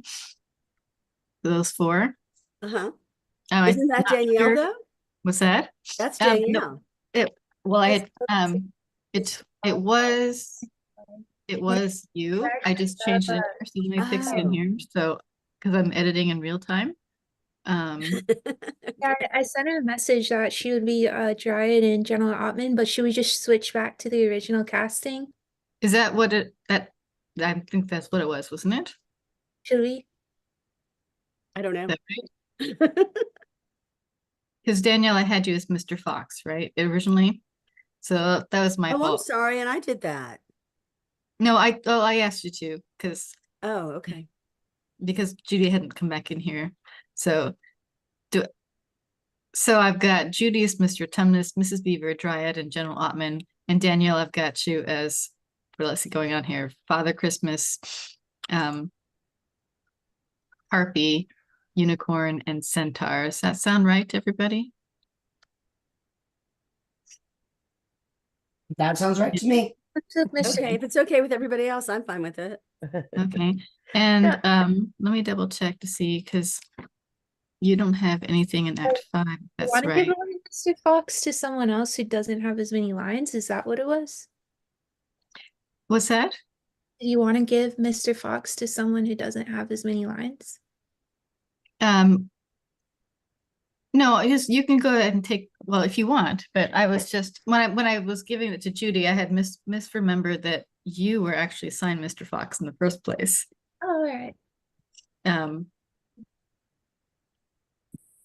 So if you want to continue with Mr. Fox, you're welcome to. You mean And then, Danielle? Yeah. That is Danielle. Yeah. Yeah, Danielle. And Judy, you don't have much in that second half. So if you wanted to do some actions and descriptions, you're welcome to do so. Would you like to? Yeah, I don't mind, but I don't want to take it away from somebody else if they. Oh, no, that's just for me. And that way I don't have to worry about doing action descriptions and scrolling at the same time. Okay. So starting on page, if you want 83 to the end. Okay. So we're not quite there yet, I don't think. I think we're still on page 65 or something, 64. Maybe. Okay. So just watch for the page numbers there and we'll switch them out. Yeah. They're in that corner. All right. And everyone else is set on who they're playing, is that right? Yeah. Okay, then I'm going to resume our recording here then, and we'll pick up from where we left off here, which is right after Edmund presses his face against the bars crying. So, resume recording. Exterior witch's castle, courtyard, dawn. Two dwarves drag Edmund past dozens of the witch's statues. Suddenly his face grows cold. There, trapped in an alcove illuminated by flickering torchlight, stands Mr. Tumnus, frozen in pain. Edmund stares, his spirit broken. Exterior witch's castle, dawn. The witch's sleigh rockets out of the gates, followed by the howling wolf pack. Ginnerbrick cracks his whip wildly. The witch stands tall in the rear, her robes snapping behind her. At her feet, Edmund cowers. Exterior allies enclave, dawn. Peter sleeps by the now dead fire. Suddenly he awakens to a cracking sound. Through the black and white trunks of the frozen forest, Peter can make out red. He picks up a stick and moves through the trees. He pushes past a branch and gasps. A lush cherry tree bursts with living color in the midst of the frozen wood. Peter stares at the full bunches of bright fruit. Slowly, red petals flutter from the tree. They pour down, then sweep up, coalescing into the shape of a woman. Peter's eyes go wide. He raises his stick. There's nothing to fear, my king. Her voice chimes like a bell. Peter has to shake himself. I'm nobody's king. Dryad moves forward with the sound of rustling leaves. You have freed the spirits of the trees from the prison of our frozen boughs. Look, I did no such. You might feel like a sapling. Her hand brushes his cheek. He blushes, dropping his stick. But a sapling is a tree, nonetheless. The Dryad takes Peter's hand. The wind brings a message of great urgency. Your brother is alive. She stares deep into his eyes. But you must hurry if you hope to save him. The White Witch is on her way. Peter stares, mesmerized. Who are? She just kisses his hand and bursts into 1,000 petals. They flutter up and vanish into the cherry tree. Dazed, Peter opens his hand. A perfect pink cherry blossom appears where she kissed it. Exterior, rock bridge, day. The Pevensys and beavers stare out in awe. Before them spreads Narnia, vast, open, and white. The fox stands proudly. I told you it wasn't all trees. It's enormous. It's the world, my dear. Did you expect it to be small? Peter peers out across the immense expanse. You see that? Where's the stone table? You see that frozen lake? Beyond that is shuddering wood and then some foothills. You see the largest of them far off there? Tiny dark mound wavers on the horizon. Barely. Well, the little gray bit on top of that, that's the stone table. I thought you said you knew a shortcut. You'll save 2 days if you cross the frozen river. And peers at a long green strip in the distance. Frozen? Is it safe? Hard as a rock for 100 years. Quite lovely, actually. Almost wish I was crossing it with you. You're not coming? I might have known. Friend, Aslan's readying an army. He'll need soldiers and I can get them. Fox turns to the children. It's been a distinct honor and privilege, your majesties. He turns to go. Mrs. Beaver nudges Mr. Beaver. Oh, Fox. The fox turns. Good luck. They exchange a smile. Exterior, frozen lake, day. 5 tiny figures make their way over a landscape of white. The beavers gallop easily over the snowy plain. The Pevensies lag behind, their legs bogging down in the snow. If he tells us to hurry one more time, I'm going to use his tail as a cricket bat. At the shore, Beaver clambers atop a mound. Hurry, humans, while you're still young. Peter seethes. Something catches Beaver's eye. In the far distance, a rooster tail of snow plumes in the air. Beaver's eyes go wide. He cups his paws. Hurry, run, run. Out in the snow, the children sigh. He is getting a bit bossy. Mrs. Beaver jumps up and down. Behind you, it's her! Children turn. A speeding sleigh bears down on them. Peter grabs Lucy and runs for shore. The air shakes with the sound of sleigh bells. Susan slips on the ice, scrambling. Atop the sleigh, a tall figure stands at the railings. Beaver points to a small hole between 2 icy slabs. Inside, dive, dive. Children throw themselves into the hole. Beaver jams himself in. He sticks for a moment, then slips inside, tail flapping behind. Interior, shuddering wood, day. Beavers and humans lie crammed in a tiny hole, trembling as the sleigh bells grow louder. Finally, with a hiss of thunder, the sleigh stops. Outside, shadow passes over the mouth of the hole. Lucy swallows. They wait. Finally, Perhaps she's gone? both girls look at Peter. I guess I'll look. No, you're worth nothing to Narnia dead. Beaver squares his shoulders. Mrs. Beaver reaches for him. Neither are you, Beaver. He squeezes her hand, then slips into the light. Everyone waits. Susan holds Mrs. Beaver, frightened.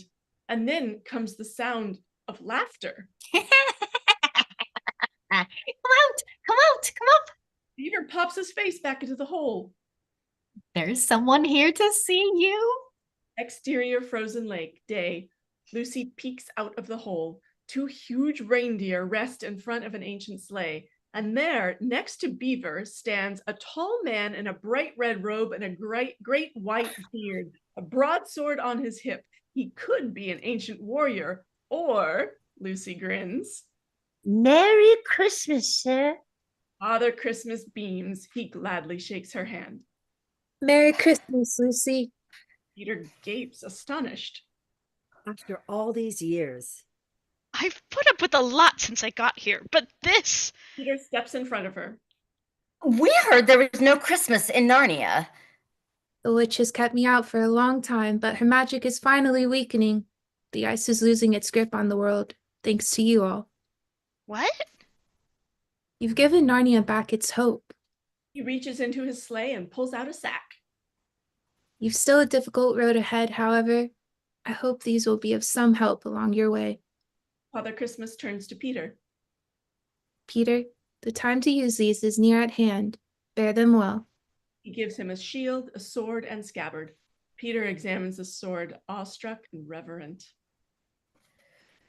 Thank you, sir. Susan shoots him a look, surprised. Father Christmas crouches before Lucy. For you, He gives her a small jewel vial.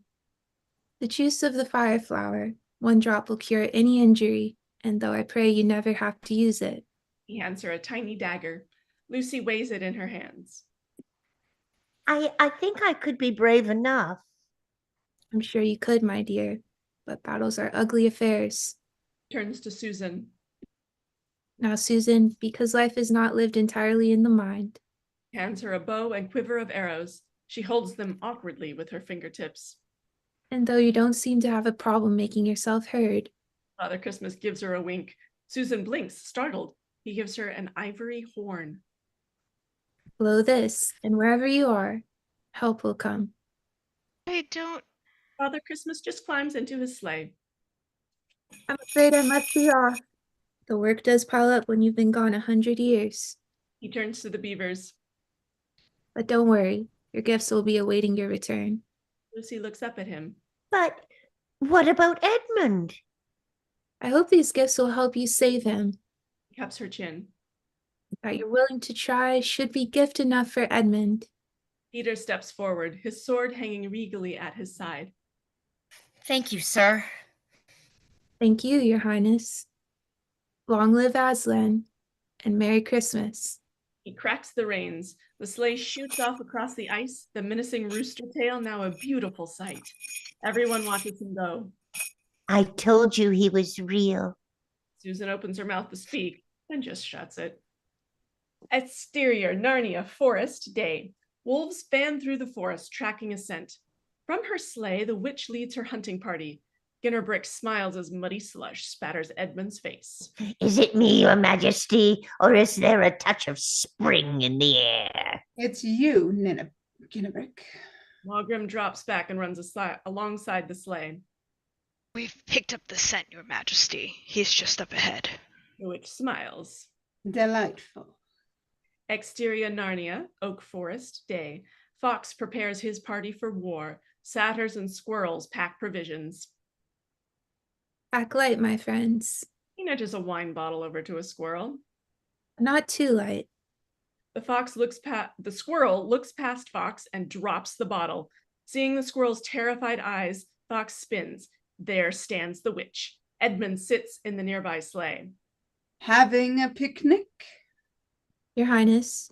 Why, yes. And we couldn't have asked for a lovelier guest of honor. How gracious. And you were so helpful to my wolves last evening. I thought perhaps you might assist me now. Smiles tightly and pulls out her wand. Where have they gone? Where is Aslan? Fox shoots the others a look of resolve. He swallows. Aslan is back. Well, I suppose we should set another place. The witch strokes Fox's chin with her wand. Such a charming creature, and such a dead one. The witch raises her wand to strike. Wait! Edmund jumps forward, eyes wide. The stone table! The beaver said something about the stone table, that Aslan was there. The fox drops his head. The witch turns, surprised. Thank you, Edmund.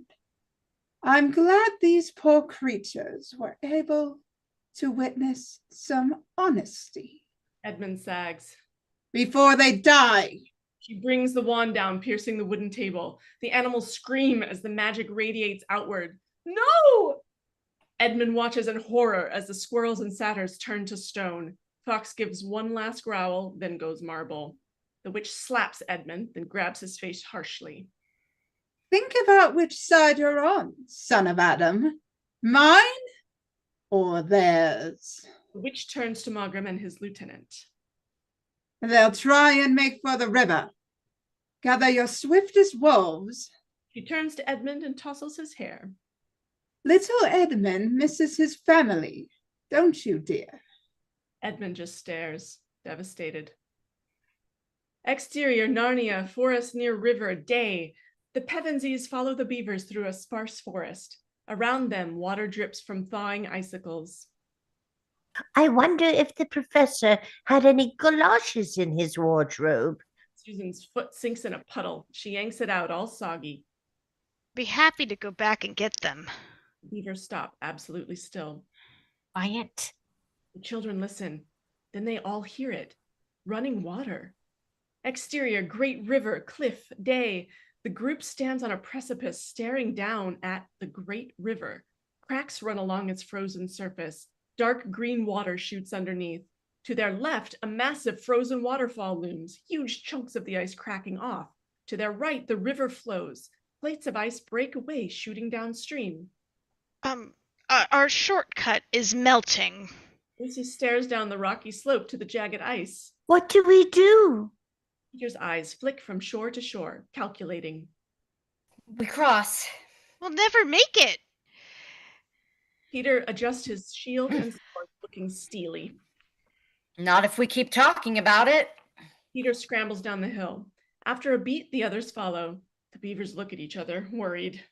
Exterior, Narnia, forest near river, day. A sullen growl cuts the air. Maugrim steps out of the shadows, sniffing Susan's footprint. More wolves prowl out behind him. Exterior, great river, day. Peter's beaten brown shoe steps onto the ice. It crackles. Beaver. Maybe I ought to go first. Tentatively, Beaver leads them onto the surface of the river. The ice groans ominously. Susan grips Lucy's hand. She glares at Peter. If Mum knew what you were doing. Mum's not here. Crack rips open behind them. Icy water sprays. Exterior, Great River, cliff, day. Far below, 5 tiny figures slip across the ice. Malgrim and his pack prowl onto the cliff. He looks from the children below to the waterfall above them. Varden, you're with me. The rest of you remain here. Captain? I'm not losing them again. Malgrim heads towards them. Varden follows reluctantly. Exterior, Great River, day. Beaver presses ahead of the others, testing the ice. Susan slips, landing on Mrs. Beaver's tail. Ouch. Sorry. Suddenly, a huge ice chunk plummets from the waterfall, smashing through to the water below. Lucy looks up, white-faced. Oh no! Everyone turns to see a pair of wolves picking their way across the waterfall. Peter watches the wolves drop down onto the opposite shore, directly in front of them. Malgrim and Varden tear at them across the ice. Peter fumbles, awkwardly draws his sword. Varden peels away and cuts Beaver off, teeth bared. No! Corners the others. Put that down, boy. Someone could get hurt. He glances towards Beaver. Varden nips at Beaver's flesh. Never mind me. Kill him. Peter swallows. Malgrim snarls. This isn't your fight. Go home and you can take your brother with you. Go forward and you'll feel my teeth. Peter's numb hand squeezes the hilt. Peter, run him through. Varden snaps at Beaver, knocking him down. Peter pokes tentatively with his sword, scared. Malgrim advances, smiling savagely. Peter backs up. He shoots a desperate glance at Beaver. Narnia needs you, Peter. Gut him while you still have a chance. Hurry! Just then, another huge chunk tumbles from the waterfall. Lucy looks up. Her eyes go wide. Peter! Peter turns to see fissures splitting across the waterfall's frozen surface.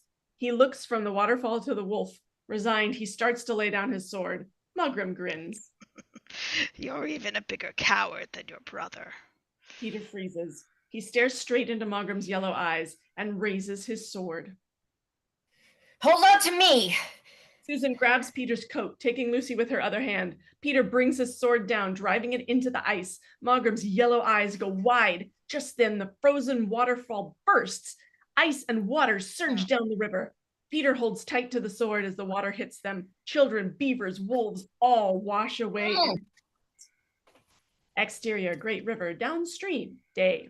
An ice chunk bobs in the water, then turns over, revealing Peter still holding onto the sword.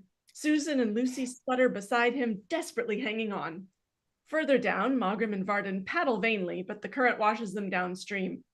The beavers swim through the water to the floating berg. They dig their claws into the ice, pushing it toward the shore.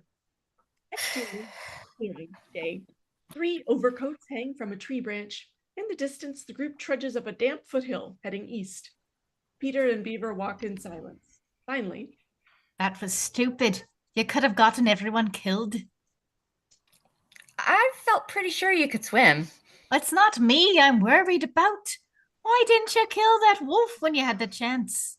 they pass a budding tree. Peter and I Beaver. tried. Susan whips around. He saved your life. You should be thanking him. Peter looks at her, surprised. Beaver stops, furious. Don't any of you understand? No one's life is worth the entire future of Narnia. Not even mine. If these kids don't shape up, this winter is never going to end. Beaver? He looks at her. She points. All around them, Narnia erupts in life and color. Beaver jumps back as yellow tulips burst from the earth. Mrs. Beaver just smiles and takes his paw. Now let's all calm down. We're nearly there. Exterior, Great River, cliff, day. Ginnerbrick and the witch stand with the remaining wolves, watching as the river flows clear, not a trace of ice. So, warm out. He starts to remove his coat. The witch shoots him a look. He puts the coat back on. I'll go get the sleigh. The witch stares out at the burgeoning countryside. Grasses wave, flowers burst to life. A butterfly swoops near her head. She turns it to stone. It lands in the mud with a thud. Your Majesty, She turns to see Ginnerbrick atop the sled, scratching his chin. There seems to be something wrong with the sleigh. The reindeer's hooves stick in mud. The sled's runners sink. Then we walk. And the animals? Leave the reindeer. Pack the mule. Ginnerbrick nods. He walks to the rear of the sleigh, where Edmund lies bound to the runners, gagged and caked in mud. You heard her, mule. Saddle up. Exterior, the stone table, day. The stone table rises against the sky. The great grim gray slab rests on 4 upright stones. Slowly, 5 shadows creep up. It's huge. Pevensies and beavers gaze in awe at the monolith. I've heard about it ever since I was a boy. Seeing it. Trails off, just gaping. Beaver takes her hand. Ancient runes cover every inch of the table. Is that writing? Mrs. Beaver runs her paw along it. Those runes are from the dawn of time. They tell of the deep magic that rules all of Narnia. They're all there. Then You know, unless he's smaller than I'd imagined, Susan glances around skeptically. I'd have to say Aslan isn't here. Peter shoots Beaver a look. Beaver's smile fades. He's not. Lucy smiles, standing at the edge of the plateau. He's down there. Everyone rushes over to see. A bustling encampment at the foot of the hill. Flags flap in the breeze. Hundreds of creatures gather around a pavilion. Beaver chuckles and pats Peter on the back. What did I tell you? Knew it all along. Is this where we switch directions? Yes. Okay, so this is where I start? Yep. Okay. Exterior White Witch's camp, day. Edmund struggles under a dozen satchels. He drops one. Ginnerbrink whips him across the legs. The witch stops beneath a black and twisted tree. She peers up. Dark, slimy pods hang from the branches. Edmund watches, puzzled, as she pokes at one of the pods. You there. Wake up. For a moment, nothing happens. Then, Hello, my queen. eyes appear on the pod, hollow and mean. Go to General Ottman in the wild northern woods. Tell him to break camp and meet me there. Yes, my queen. Pod unfolds, revealing an incubus. It extends in its leathery wings and flies away over the treetops. All of you, spread a word to my faithful. If it's a war Aslan wants, then a war he shall get. Edmund swallows, staring fearfully as dozens of other pods take flight. Exterior Great River, far downstream, day. A frog bounds along the muddy bank. Suddenly, a paw bursts from the water and squishes the frog. Malgrim climbs out of the river. Varden collapses beside him. They pant on the bank, ribs showing through matted fur. Exterior Aslan's camp, outskirts, day. A horse bends low, drinking from a stream. Suddenly, a twig snaps. The horse spins, revealing not a horse, but a centaur. It stares in shock at the Pevensies and beavers standing at the stream's edge. Slowly, the little party steps forward.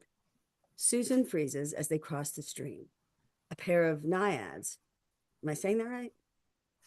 Okay, rise from the water. They smile and bow.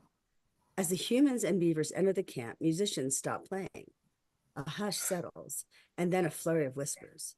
The crowd parts before the Pevensies, then gathers behind, following them. They move towards a regal tent. The flap hangs closed. All the creatures go silent. Peter and Susan look up at a golden banner rippling in the wind, emblazoned with a charging red lion. Suddenly, Lucy gasps. Wait, oh, there it is. Okay, sorry. In the now open tent stands a fearsome, beautiful, golden lion. He gazes at them. His mane shimmers. Lucy stares for a moment, then kneels. The beavers drop to all fours, bowing their heads. Aslan lets out a long, low purr. Peter and Susan awkwardly go down on one knee. Beaver leans over to Peter. Go on. No, after you. Sons of Adam before animals. Peter looks at Susan. Ladies first. You're the eldest. Peter frowns. Uncertainly, he rises and lifts his sword in salute, unsure of what to say. Lucy stands. Please, Aslan, we've come for your help. Aslan looks at them with solemn eyes, taking in each child. Welcome, Peter, son of Adam. Welcome, Susan and Lucy, daughters of Eve. Welcome, beavers. You have done well. But where is the fourth? That's why we're here, sir. Aslan looks at him curiously. Edmund's been captured by the White Witch. Oh, he betrayed them, Your Majesty. A noble centaur, Aureus, head of Aslan's guard, steps forward. Then he has betrayed us all. Peace, Aureus. It's not his fault. I was too hard on him. Susan steps up beside Peter. We both were, but he was acting rotten. Peter smiles at her support. Then why do you want him back? The children gape, surprised. Because he's our brother. The lion stares at the little girl. She meets his gaze. Finally, Aslan purrs. Be at peace, dear one. Lucy looks up at the giant lion. All shall be done for Edmund, but it may be harder than you think. Exterior White Witch's camp, day. Edmund sags, roped to a tree. A drop of blood rolls from his mouth. Ginnerbrink walks away from the tree, chuckling. At small fires, shadowy minions conspire, sharpening their weapons. At the far end, the witch obsessively rubs a smudge of dirt from her hand. She doesn't look up. How is our captive? He'll recover. The witch plucks up Ginnerbrink and hurls him against a tree. Harpies scatter, cackling. Ginnerbrink groans. You have enjoyed my good graces for many years, Ginnerbrink. Those graces are not without limits. Ginnerbrink looks up, fearful. That boy will die as tradition demands it, on the stone table. She stalks away. Interfere with that, and I will drain you dry. A harpy giggles. Ginnerbrink takes a swipe at it. It jumps away. Exterior Aslan's camp outskirts, day. Aslan and Peter walk, deep in conversation. They pass above a small river. Pan down the river as the boy and lion walk away. Oh no, I couldn't possibly. Oh, come on, try it on. Exterior Aslan's camp, river, day. Susan dries from her wash. Two dryads hold a robe out. Lucy, already dressed in Narnian silks, gives Susan a shove. They wrap Susan into the cloak, turning her toward a naiad that forms water into a vertical mirror surface. Susan gapes at her own reflection, a Narnian lady. Oh. Lucy sprays Susan with a perfume atomizer. Or maybe you'd prefer your school uniform. No, this is fine. Exterior Aslan's camp, knoll, day. Aslan's paw sinks into the earth. Walking behind, Peter puts his foot inside Aslan's print. It dwarfs his little shoe. Atop the ridge, they look east. Green land rolls to a glistening sea. A castle glitters like a white diamond. That is Cair Paravel, the castle of the four thrones, in one of which you must sit. Why me? Narnia is founded on a deep magic more powerful than either of us. It dictates that now, as in the beginning, it must be a man who sits as High King. Aslan looks at Peter, his huge eyes taking in the boy. And that man is you. Peter looks away, shaking his head. Aslan, I'm not who you think I am. Are you the one to decide that? But I'm no king, and I'm certainly not a hero. I can't even keep my family safe. You've brought Susan and Lucy safely this far. But Edmund is another matter. Peter, I will do what I can to help save your brother, but I need you to consider what I ask of you. Aslan points out over his camp, teeming with creatures. I too want my family safe. Exterior Aslan's camp, river, day. Susan models a gown in the naiad mirror. Her smile becomes slightly sad. Mom hasn't had a dress like this since before the war. Lucy looks at her in the liquid mirror.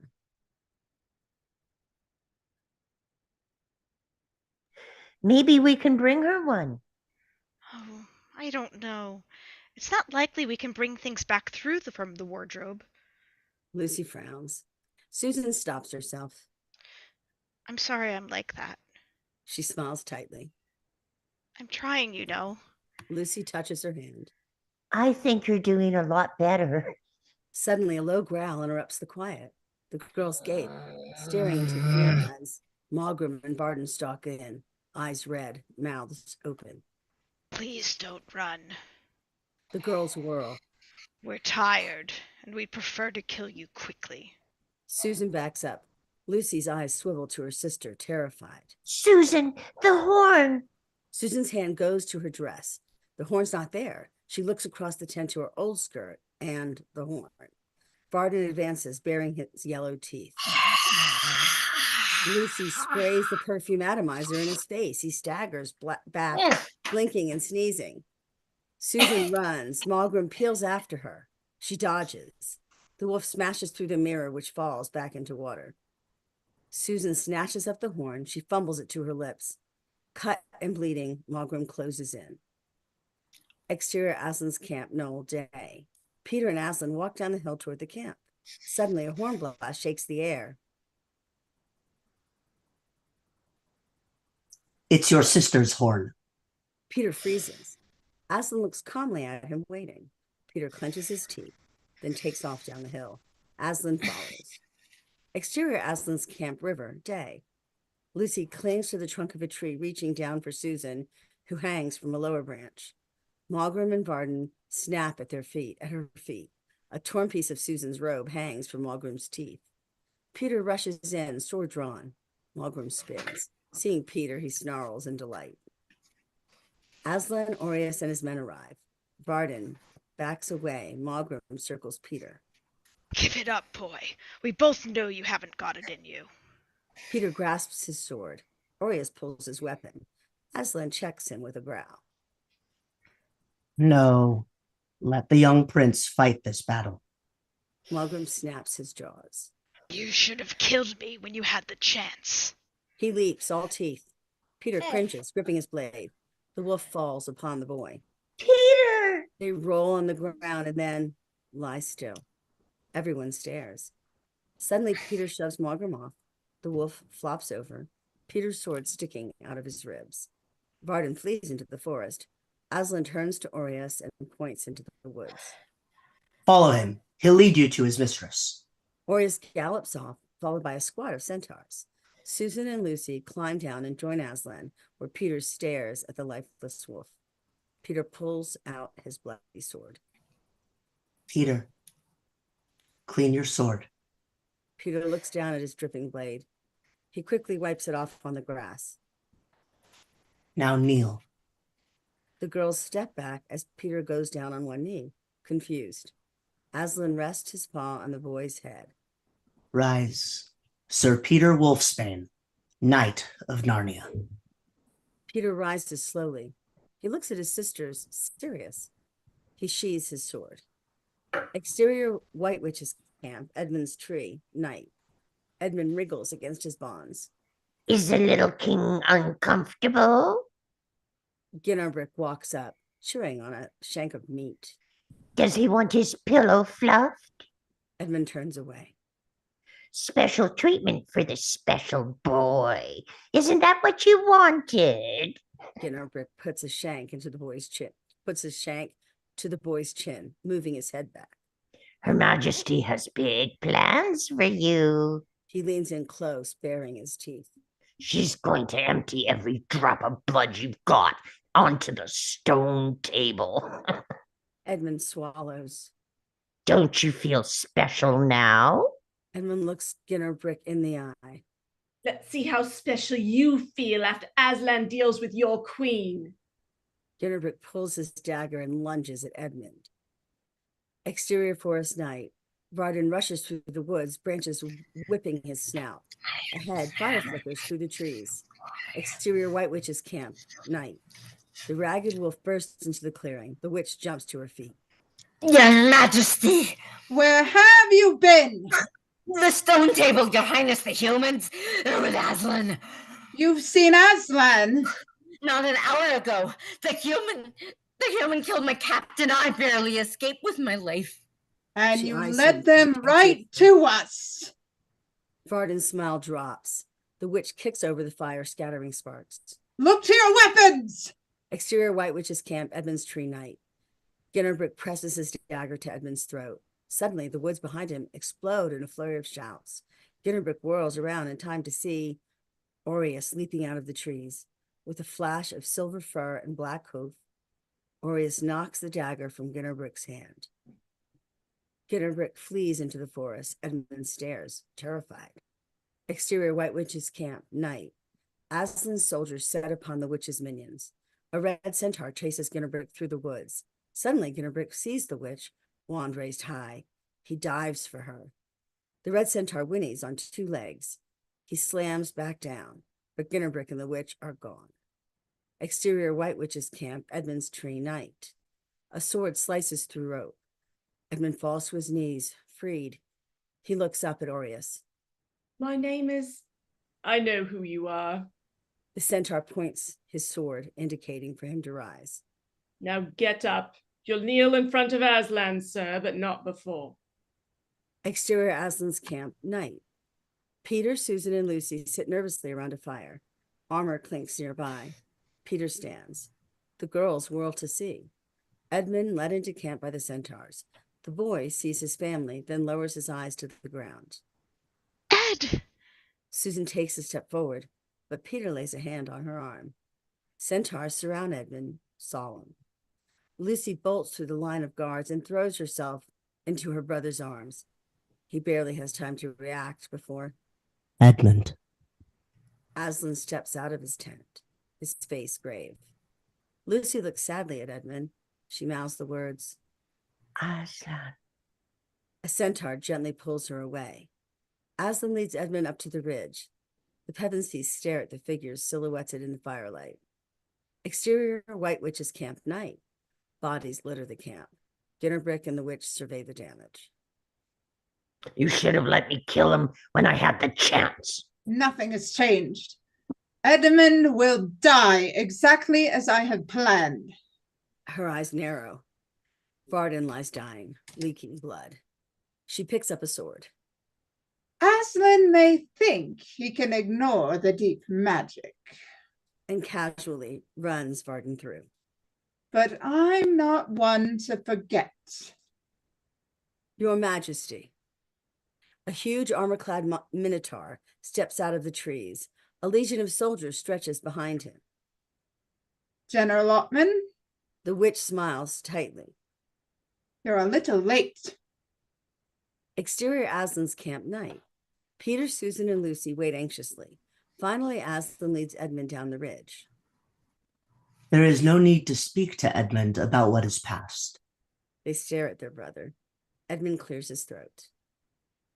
Hello. Lucy hugs him again. This time he squeezes her back. All right. He looks toward Aslan. I'm a little tired. Susan breaks into a smile and hugs him. Edmund looks up at Peter. Peter stares back, stone-faced. Get some sleep. Peter turns toward their tent. And Edmund, Edmund looks up, hopeful. try not to wander off. Edmund looks at the ground. Peter just walks away. Interior tent morning. Peter stares out the flap, watching troops prepare for battle. His hand fumbles nervously with his sword. Inside, Susan, Lucy, and Edmund eat breakfast. Narnia's not going to run out of toast, Ed. Edmund smiles, his mouth full. And I'm sure they'll pack something up for us when we go. Lucy looks up from her eggs. Go where? Back to the lamppost. We could be home in a couple of days. Everyone stops. Susan shifts in her seat. Well, now that we've got Edmund back. But we can't leave now. Peter turns from the flap and faces his family.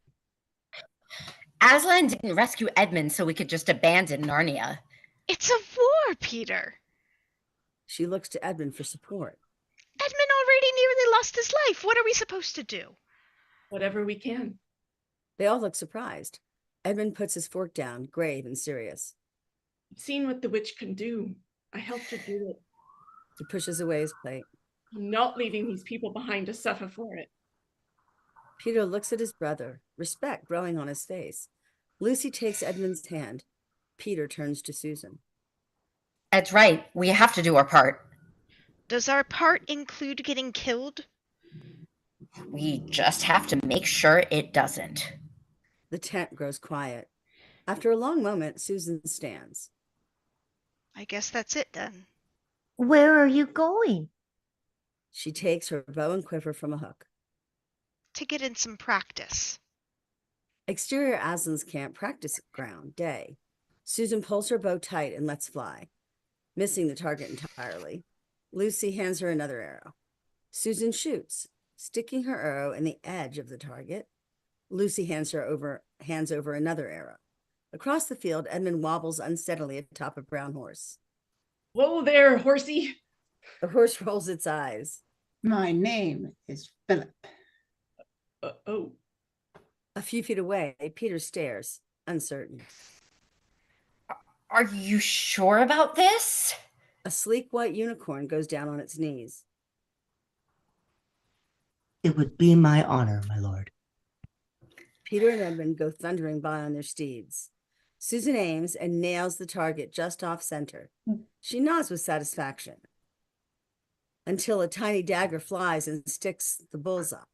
Lucy smiles innocently. Peter and Edmund thunder past, instructed by two centaurs. Edmund holds his sword high, smiling. Bow down or taste steel. Peter laughs and charges, meeting Edmund's sword with his. No, lean forward, sword point out. Up. Peter, Edmund. Peter's horse rears to avoid crushing Beaver. Watch out, Beaver. The witch has demanded a meeting with Aslan. She's on her way here. What does she want? Nobody knows, but Aslan has agreed to see her on condition she comes without her wand. Suddenly, horns echo across the camp. Everyone turns to see blackbirds circling overhead. Exterior Aslan's camp, day. A dark procession marches forward. 4 cyclops carry a bier. Atop rides the witch, gleaming in white fur. Behind her, a phalanx of minotaurs marches in lockstep. Peter and Lucy scowl. Susan puts her hand on Edmund. He doesn't shake it off. Aslan's army rumbles with an uneasy snarl. Ginnerbrick runs ahead of the procession. He cups his hands. Jadis, Queen of Narnia, Empress of the Lone Islands. Aslan's army roars in protest, drowning him out. The Cyclops lower the witch down right in front of Aslan, who waits with the Pevensies under his flag. The lion raises his paw for silence. The growling dies. The witch gazes at him and smiles.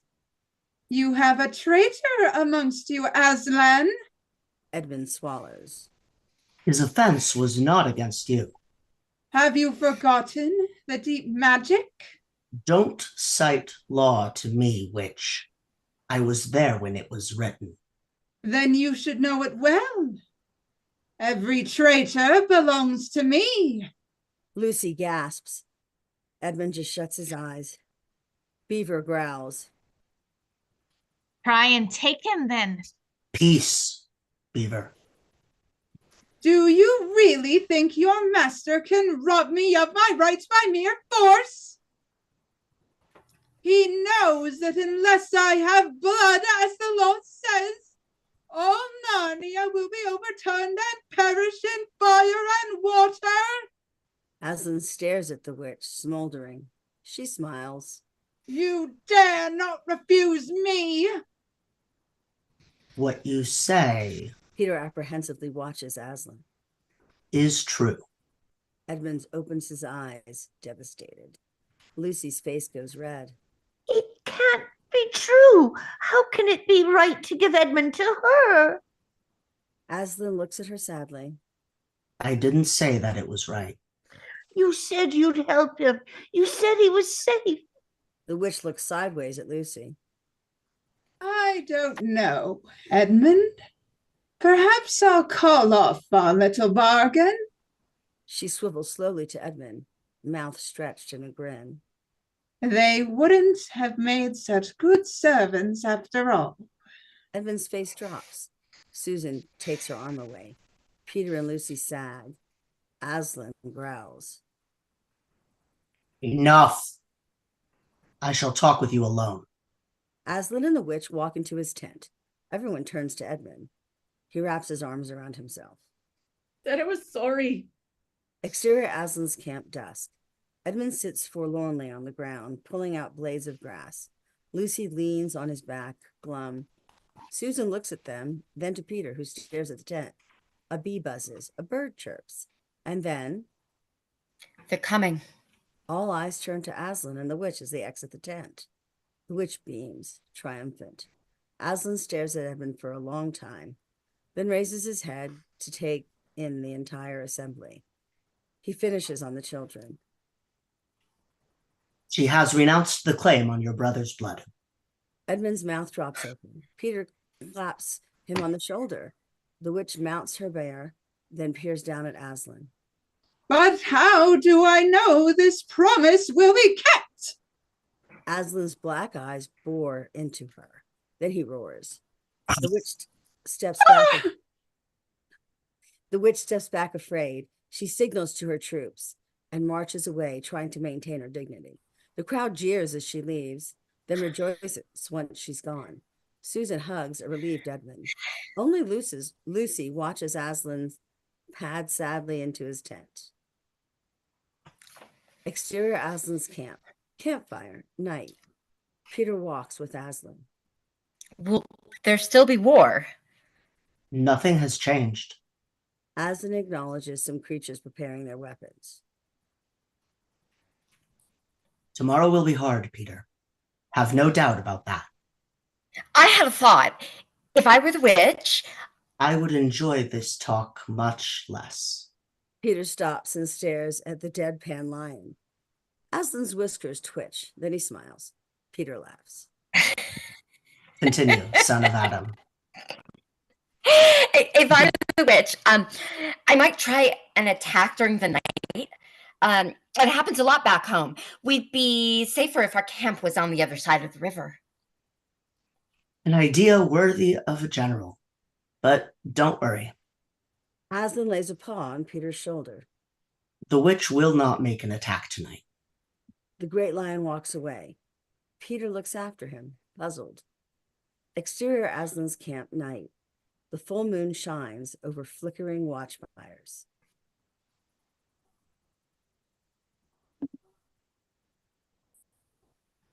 Interior Aslan's camp, girls' tent, night. Susan sleeps, her blanket wrapped tight around her. On her cot, Lucy stares at the wall. She blinks sleepily, and then her eyes go wide. Aslan's shadow moves past the tent. Exterior Aslan's camp, girls' tent, night. Lucy and Susan step out in robes and slippers. Aslan walks slowly into the woods. Exterior forest, night. Aslan lumbers heavily, his head down, his tail dragging.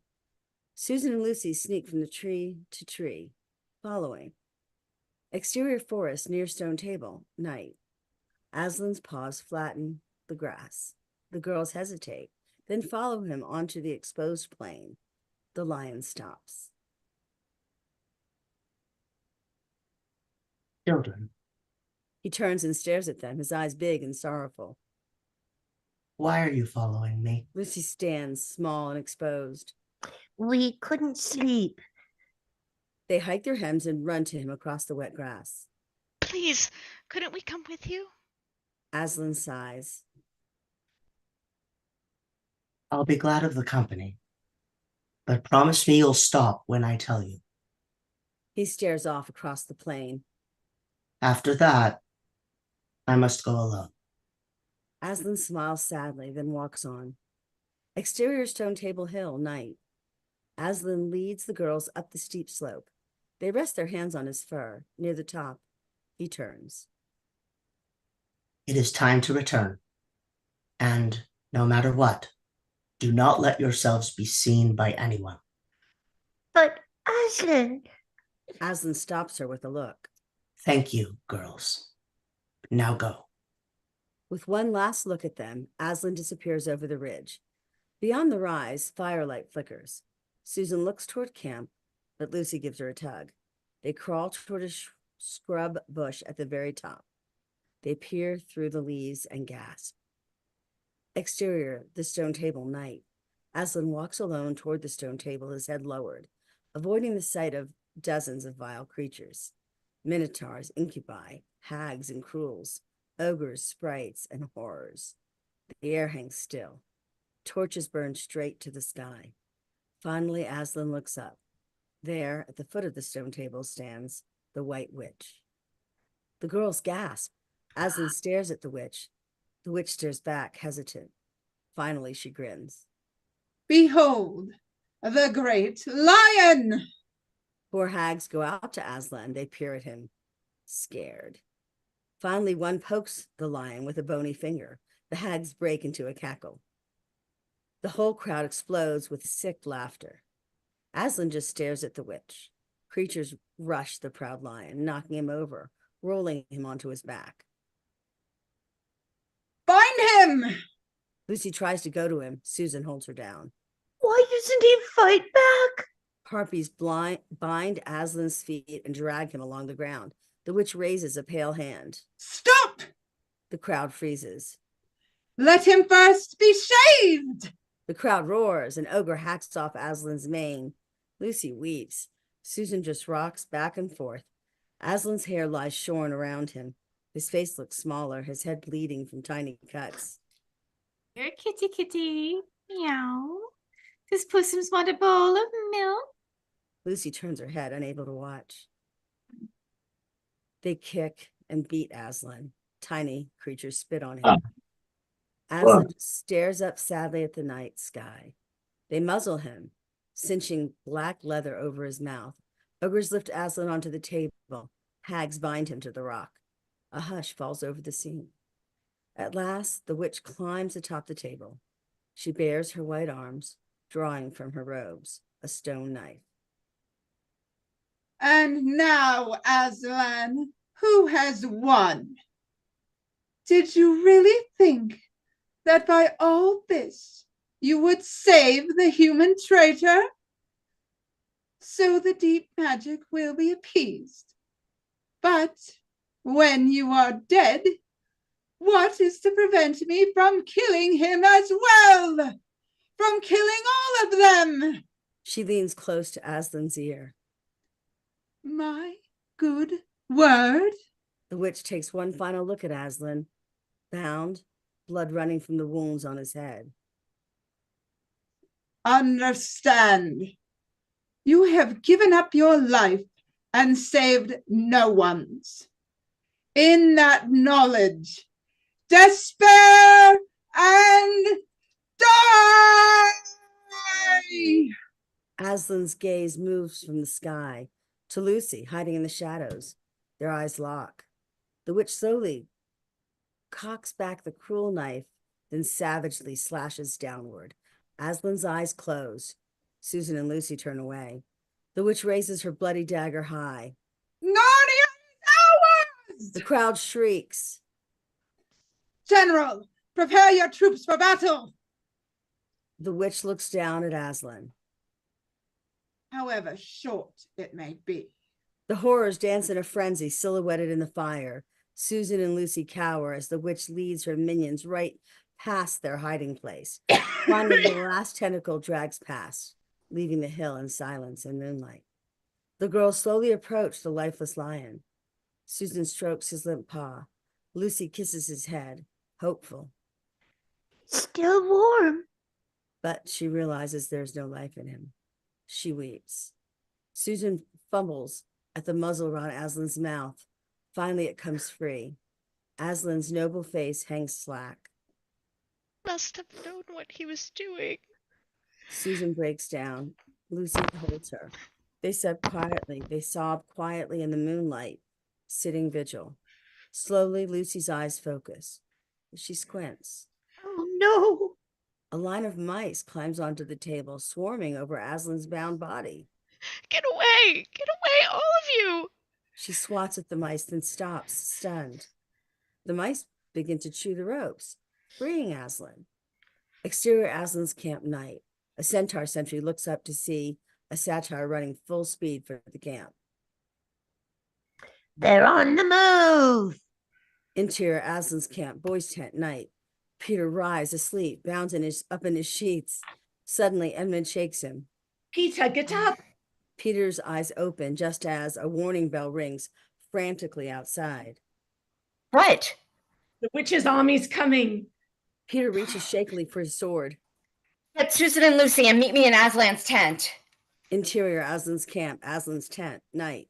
Peter rushes to Aslan's tent, but he finds the flap hanging open. He walks in cautiously.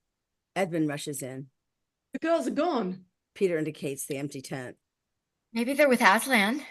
Outside, armor clanks as the army girds for war. What are we supposed to do now? What do you mean we? Peter looks at him, worried. Aslan wanted you to take over. Peter swallows. You're all crazy. Lucy and Lucy thought you could do it, and you're sure a better choice than me. Well, you're right there. They both smile. Edmund stands, straightening his sword. There's an army out there ready to follow you. He fixes his big brother with a look. And so am I. Peter stares at Edmund, moved. The girls? Wherever they are, we can't help them if we lose this battle. Peter stares at a standard. The red lion stares back at him. Exterior Aslan's camp, Aslan's tent, night. Beaver, Aureus, and a handful of soldiers wait expectantly. Suddenly, the flap opens. Peter steps out, hesitant. Edmund stands at his side. Gather your troops and strike camp. We march within the hour. Aureus looks past Peter into the tent. Sir? We're better off meeting them in the open. Yes, sir. Aureus nods respectfully. Peter nods, kingly. The centaur wheels away. Then Edmund nudges his brother, whispering. Peter looks down to see he's wearing just one shoe. Exterior the stone table, dawn. The sun waits below the horizon. Susan and Lucy sit with Aslan's body.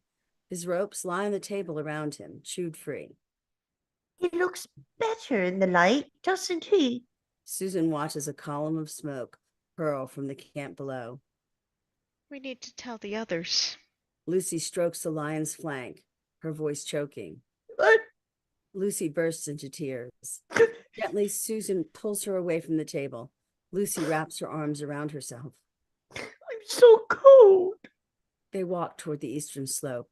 Then a low rumble slowly builds. What? Susan! Crack! The air explodes with the sound of thunder. Susan and Lucy pitch to the ground, terrified. The world trembles for a few seconds, then subsides, leaving the hill in silence. Susan grips the grass. Lucy gets up, slowly. She turns around and gasps. Before them lies the stone table, broken in two, a great crack running end to end. The girls stare up at the jagged rock. But why? They've taken Aslan. But how? Is it more magic? Perhaps. They whip around to see Aslan larger, shining in the sunrise, brighter than gold. The girls tremble with astonishment. Then Aslan! they fling their arms around him, burying their faces in his fur. Aslan purrs low. Lucy looks up. But weren't you? Aslan licks her forehead. Not now. We saw the knife. We saw you. While the witch has a grasp of the deep magic, her knowledge goes back only to the dawn of time. Aslan gazes at the rising sun.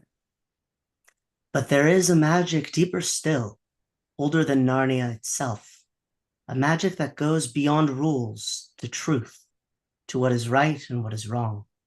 Aslan looks solemnly over to the shattered table. And it appears that the witch was not in the right. Aslan shakes his mighty mane and roars. The girls gape. The girls gape thrilled. Exterior fords of Varuna. Am I saying that right? Varuna? Yeah. Okay. Dawn. Peter grips the unicorn's reins, riding past hundreds of marching Narnian troops. In the middle of the long line, Edmund rides alone. After a moment, Aureus falls alongside. Edmund nods. The centaur stares straight ahead. Your brother wants you to oversee the archers and hold the high ground. Edmund looks up, surprised. Aureus marches, stone-faced. He has great faith in you. I questioned it. Finally, Aureus turns to the boy. He convinced me. Aureus stares at him. Edmund swallows. The centaur gives him a military nod and trots ahead. Edmund looks away, smiling. Exterior Aslan's camp day. Aslan sniffs at the smoldering fire. They have not been gone long. Susan and Lucy stare about the abandoned camp. Peter has led his army to war. Against her? Against those things we saw last night? It is what I asked of him. Lucy pulls out her dagger.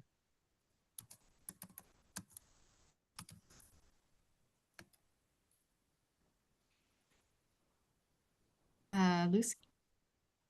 Vicky? Right here? You're muted. Vicky, do you see her yet? Then we have to Help. help. It's too big. Aslan gently lowers her arm. We will, dear one, but not that way. Then how? Aslan bends low, stretching out his forepaws. Climb on and hold tight. We have far to go and little time to get there. Tentatively, the girls climb on, gripping the lion's mane. Aslan leaps, bounding away across the countryside. Susan screams.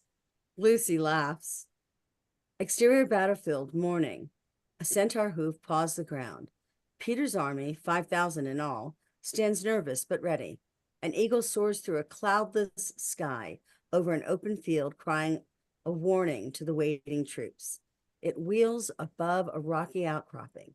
Below, Edmund and Mr. Beaver prepare centaurs and dwarf archers. The eagle swoops down to Peter and Aureus at the front, landing on Peter's outstretched arm. They come, Your Highness, in numbers and weapons far greater than our own. Peter stares at the advancing army. Aureus studies his face. Numbers do not win a battle. Black battle flags snap above the massive horde. No, but I bet they help. A trumpet sounds across the battlefield. The White Witch's army approaches, a seething mass of evil creatures. Squadrons of cyclops, battalions of black dwarves. General Ottman leads a phalanx of minotaurs. Finally, twin polar bears pull a gleaming chariot. At the reins stands Ginnebrick, and towering above him, magnificent in her battle mail and flowing robes, the witch. Peter looks to the eagle. Did she offer terms?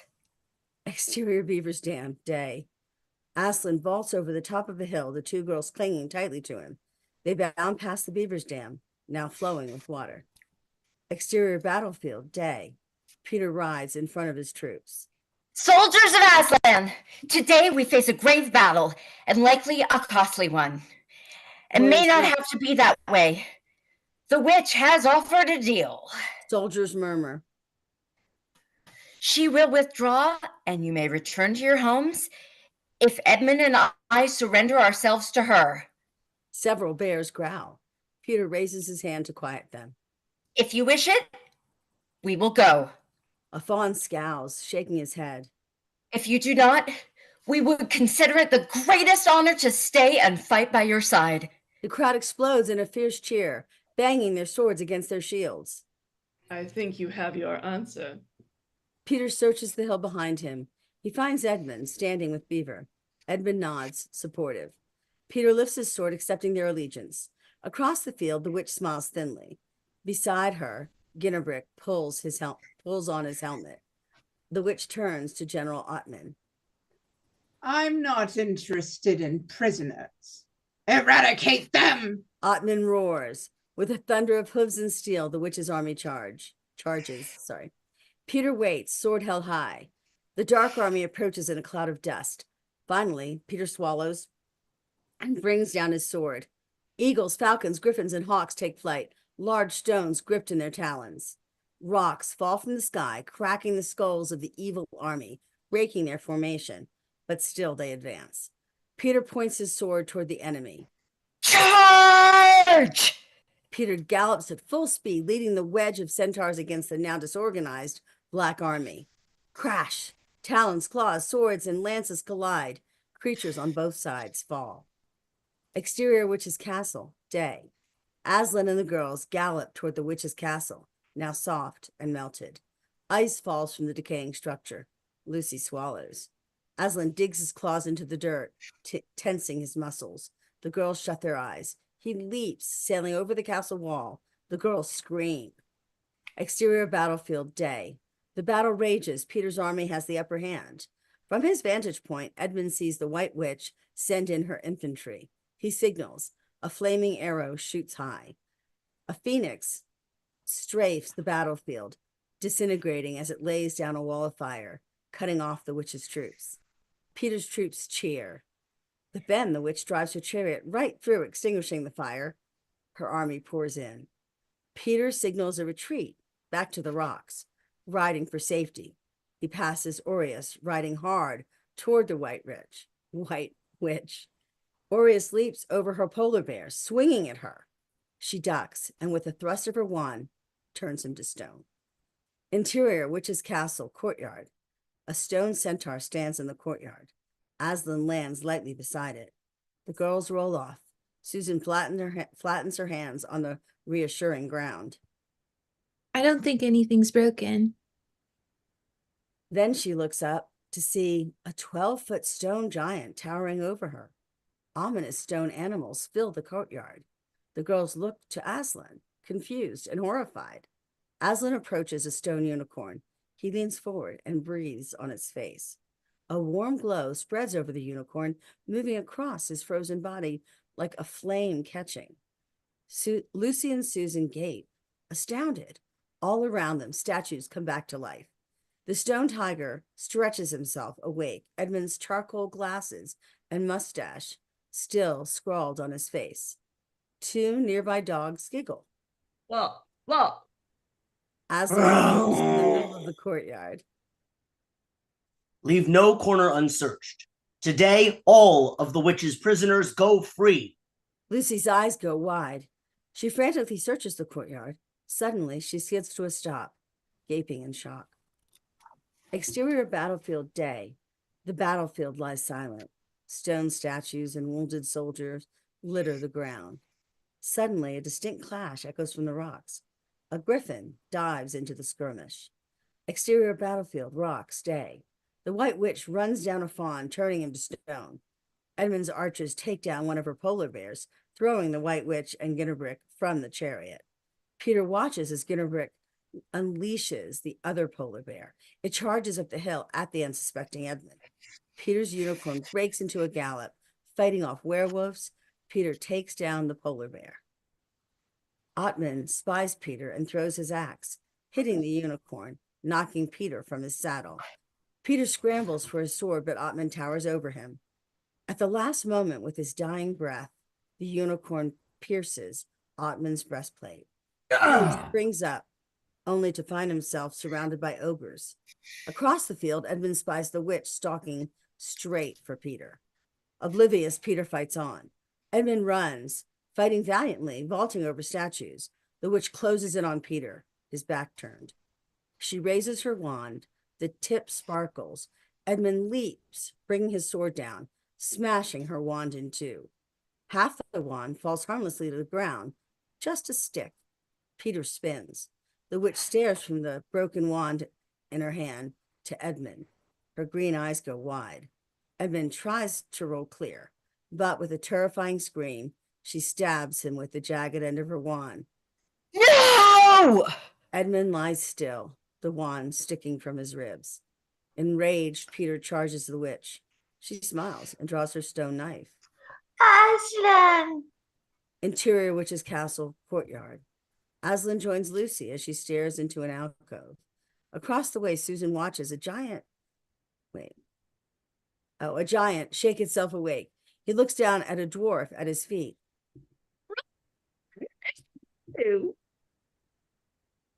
The giant smiles and picks him up. Susan? Susan turns to see Lucy holding hands with Mr. Tumnus. I'd like you to meet Mr. Tumnus. Susan smiles, teary-eyed. Mr. Tumnus holds out his hands. It's a pleasure, Susan Pevensey. Impulsively, Susan wraps her arms around him. Aslan addresses them all. Muted. Now, come with me, and we shall set all of Narnia free. Exterior Witch's Castle day. The giant's enormous fist bashes through an ice wall. Aslan leaps through the hole, the girls astride his back. Hundreds of creatures pour after him. Exterior battlefield, rocks, day. Peter and the witch battle through the huge high rocks. Peter lunges, but loses his footing on the gravel. The witch swings. Peter barely deflects the blow. Exterior cliff overlooking the battle, day. A backlit silhouette appears. Aslan. Hundreds of other shadows join him along the clifftop. Exterior battlefield, cliff, day. Aslan's shadow falls over the skirmish. The White Witch's troops turn and flee. Aslan's eyes scan the battlefield. He spies. Exterior battlefield, rocks continuous. The witch, as she grabs Peter's elbow and twists. His sword clatters across the rocks. The witch kicks Peter in the head. He sprawls to the ground. Helpless, Peter looks up. The witch's eyes gleam. Then suddenly a low growl. The witch's eyes pop wide to see Aslan cutting through the throng of the battle, eyes fixed right on her. He pounces over Peter, driving the White Witch to the ground. Peter stares, awed and terrified. A savage roar shakes the land. Awesome. A mouthful of teeth flash in the sun. Gradually, the noise of the battle fades.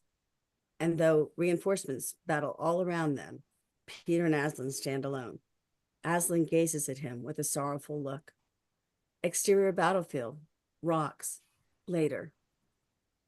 Susan and Lucy stare down at the smoldering battlefield. Peter. They run down. Lucy hugs him. Where's Edmund? Tears well in his eyes. I don't know. Susan wades through the wreckage. Edmund.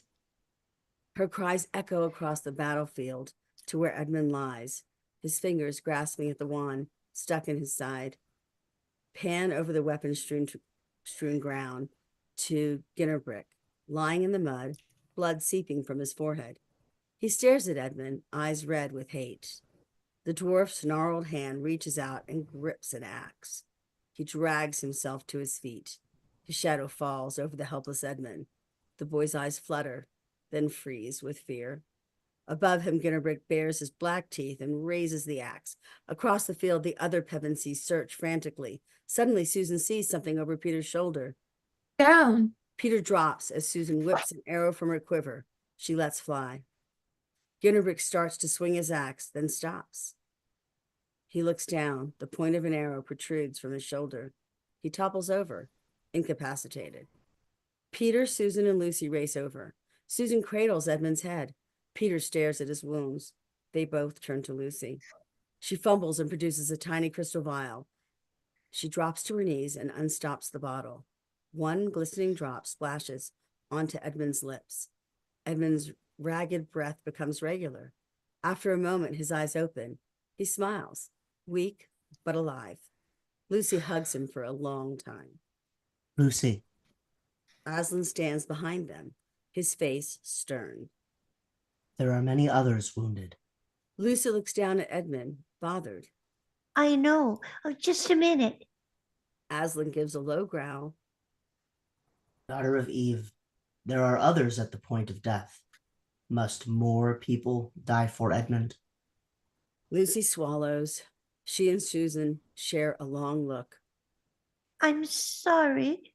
Lucy hurries to help a fallen centaur. Aslan moves on, breathing life back into the frozen statues. Time cut. Exterior battlefield, high ground later. The three children gather around as Edmund kneels before Aslan. The lion gently lays his paw on the boy's head. Now rise, Sir Edmund, Knight of Narnia, hero of the Battle of Bruna.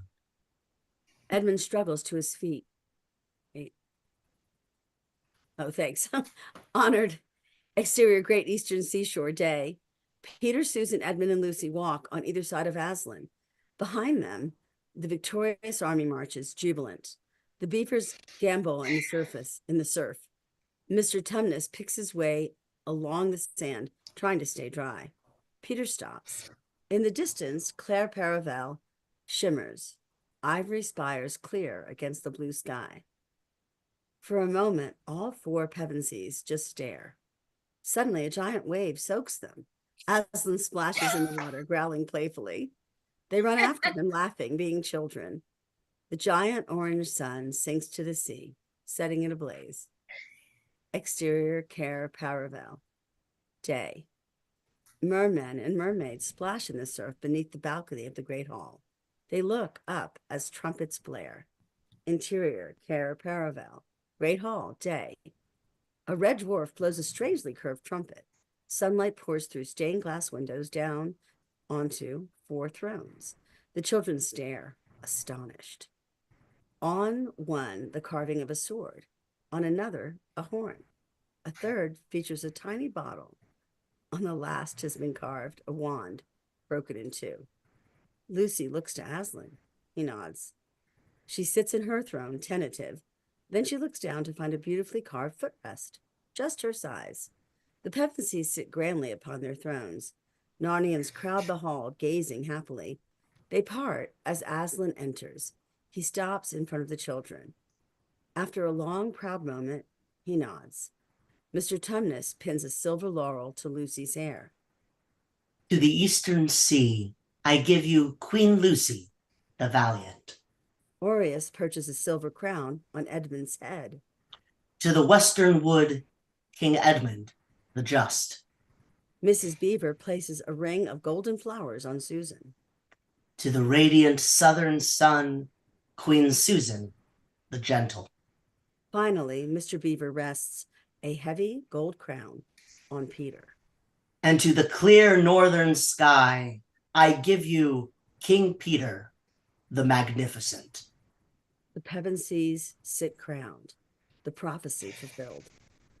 May you rule long, kings and queens of Narnia, and may your wisdom grace us until the stars rain down from the heavens. Cut to Interior Care Paravel, Great Hall, dusk. Joyous music plays. Peter dances nervously with the cherry tree dryad from the forest. She smiles at him. He blushes. Susan does a turn with the fox, his red fur fluffed up.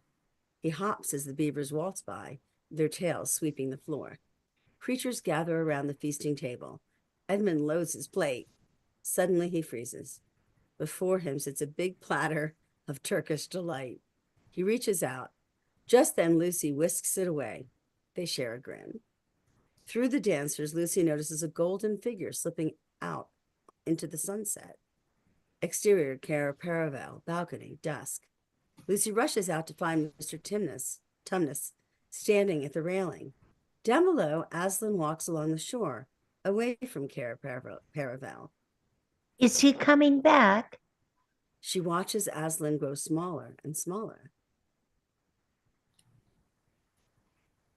Oh, sorry, it's me.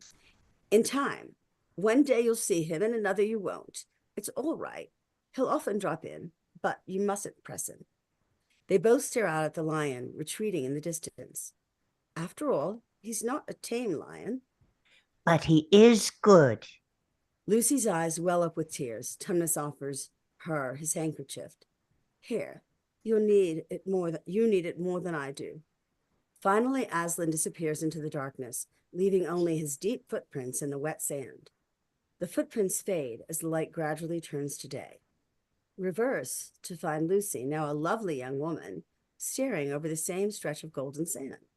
Her silver laurel glints on her head. A bell rings from the highest tower. Lucy looks over at a table across the balcony. Mr. Tumnus, older, stouter, has tea. with a fully grown Susan. Long hair braided beneath her crown of golden flowers, she smiles up from her embroidery. Interior Caravel, Great Hall, day. A strong hand moves a golden knight across a chessboard. Edmund, a handsome, serious man in his silver crown, looks across the board at Aureus.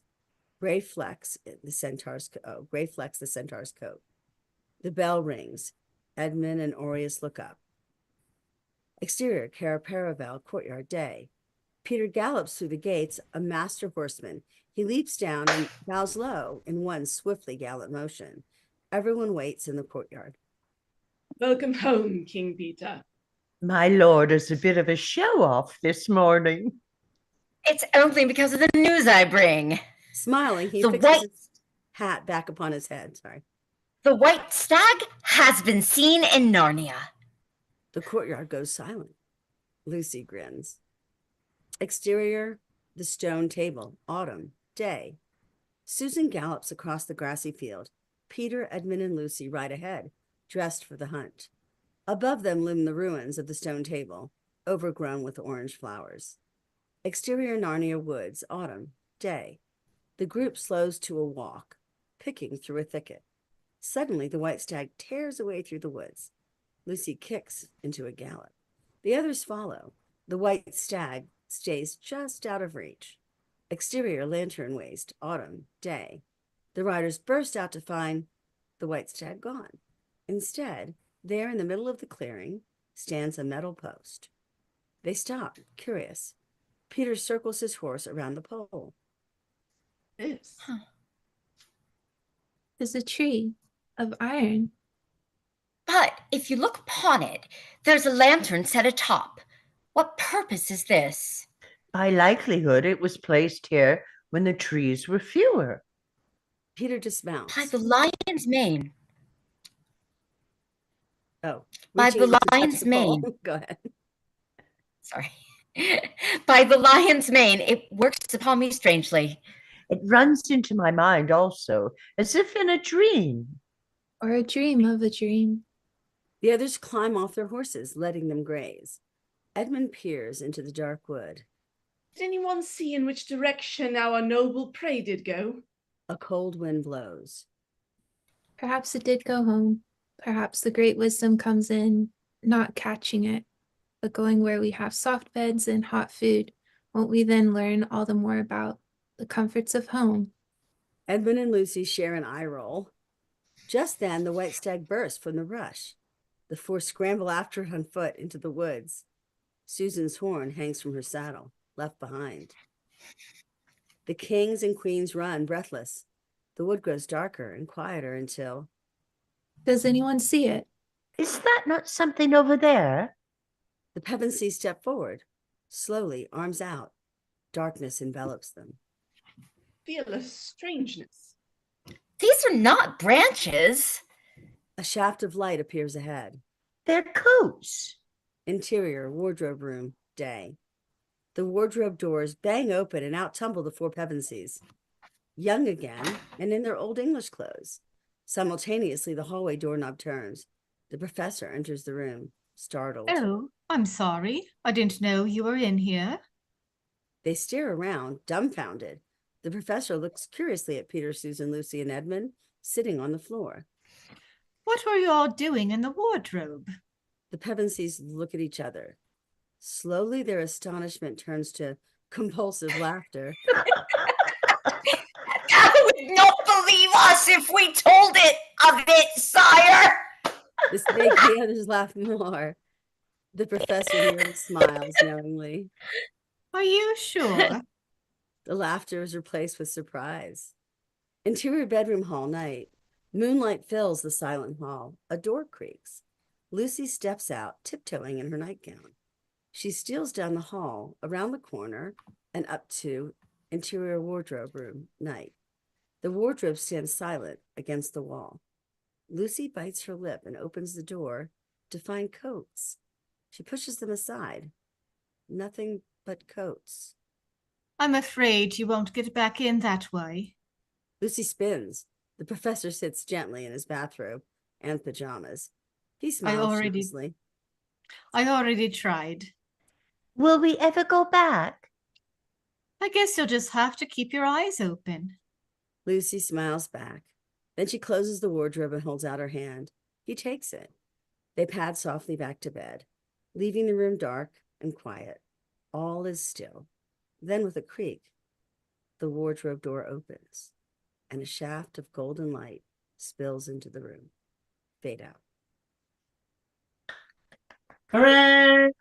What was the long one?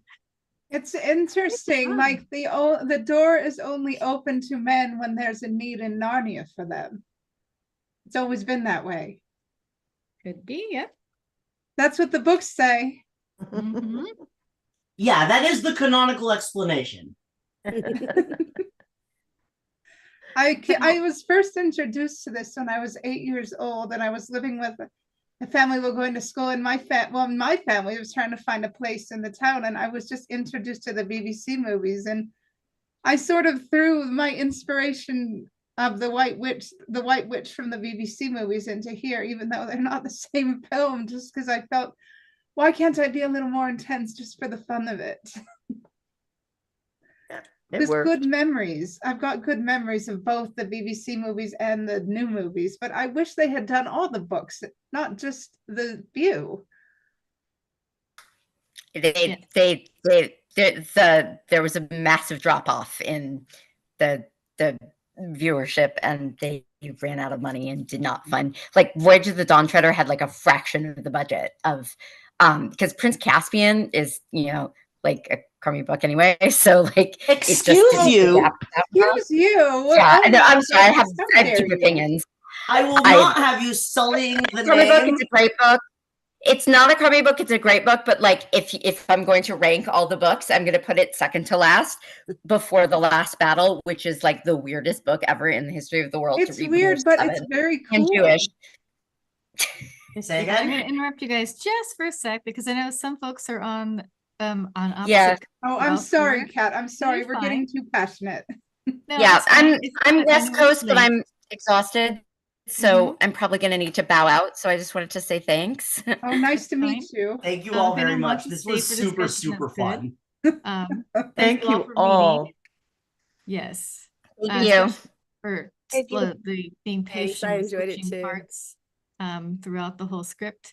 And for those of you who are new to Table Read Tuesdays, especially new at very, very first time reading, just so you know, we will be doing Battlestar Galactica next week. It's the Wow. pilot episode of the television series. So it's not the original television series, but the remake. And it should be a shorter script because I think it's a shorter script, unless it's a 2-hour pilot. I haven't looked closely at it. Well, if you're doing 33 is actually it's the pilot, but it's also technically the first episode of the series.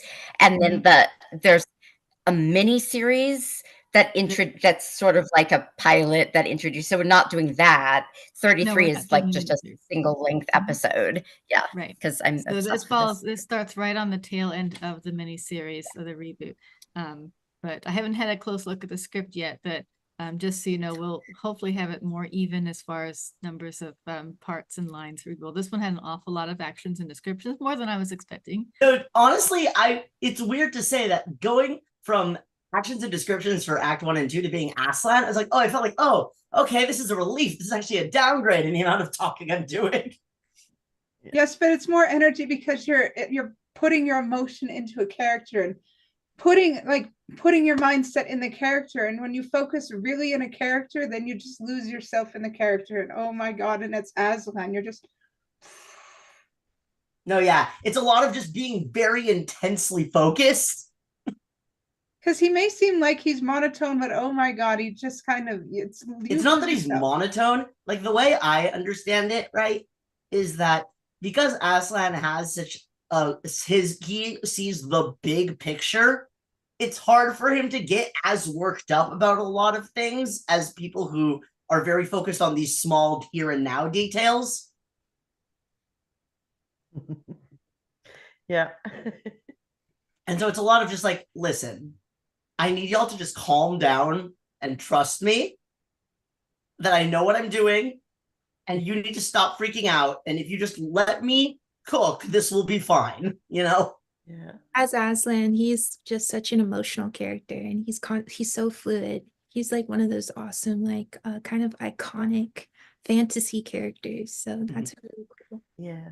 Fun fact, I was so thrilled when Vicky just called me in last minute to play Aslan, because Aslan was such a formative character for me growing up, where I'm very Jewish and grew up in a Jewish family. I did not know that Aslan was intended to be a Jesus allegory until I was much older. You I seem was like, very prepared. excuse me? Did you rehearse many times? No. No. Like I said, I got called in to do the role like maybe an hour before we started. Yeah. Oh, you know what? If you're into the whole Jesus story, you should go see The Chosen that's going into theaters February 1st. Well, no, I'm not into the Jesus story. I don't want more Jesus. It was a disappointing buzzkill to have Jesus in my fun fantasy times. Oh. That being said, if I want C.S. Lewis Jesus content, The Great Divorce is really slept on as a book. Oh. Okay. So let's if you're interested in more of like C.S. Lewis being more explicitly like, let's talk about the philosophy of Christianity. It's a great book. He had a very interesting life because I've read some of his other books. Mm-hmm. That would So help. speaking of which, how many of you guys read Chronicles of Narnia as a child? Yep, the whole thing. I own Vicky one hasn't? for one of my earlier birthdays when my mom and I still lived in a town called Raymond, Alberta. I think when I was about 25, she gave me a huge book. I've read the smaller books one by one, but she gave me a huge volume that had all 7 in them. Yeah. And I've just was it read the them one that had bit this by lion bit. on the cover? I've read them bit by bit for fun, and you know, I just love them all, and I'm intrigued at how Aslan also just develops as a character in the future movies, and it's just very, very interesting. That's why Dawn of the Treader is my favorite, because I feel like that's the one where we really start to get more of a sense of what's the scale of things that Aslan sees, you know? And about how, you know, like even the older Pevensies do come back eventually, but after a certain point, they get too old. Everybody gets too old until the end. And yes, I'm spoiling, who cares? But you learn what you need to learn and then you move on. It's like periods in life. You learn what you need to learn from a period in life, and then you move on to bigger things where you're needed. That being said, I do feel Susan was done dirty. Susan always had a bit of willful ignorance. She was only seeing what she was willing to see. Yeah. But it feels like it was a bit much, if that makes sense. Well, it kind of depends, because I know Jen said that Susan was her favorite character in the entire book, so she's not here at the moment. But to lead into that, to give everyone else a chance to turn to speak too. So Judy, Danielle, Vicky, I asked about if you guys read it as a child too. Did you have any comments on that one? Oh, I'm good. I actually have to go, but I've really enjoyed this. Okay. I mean, this was my first time doing you this again. Yeah, I hope so. I'll check the group more often and make sure I'm available. I liked your narrations, by the way, everyone who did them that's still here. I think everyone did a great job on the characters and the narrations. It was fun. This is my first time doing it from like a movie screenplay. So it was so doing all of the like shot changes was like, oh.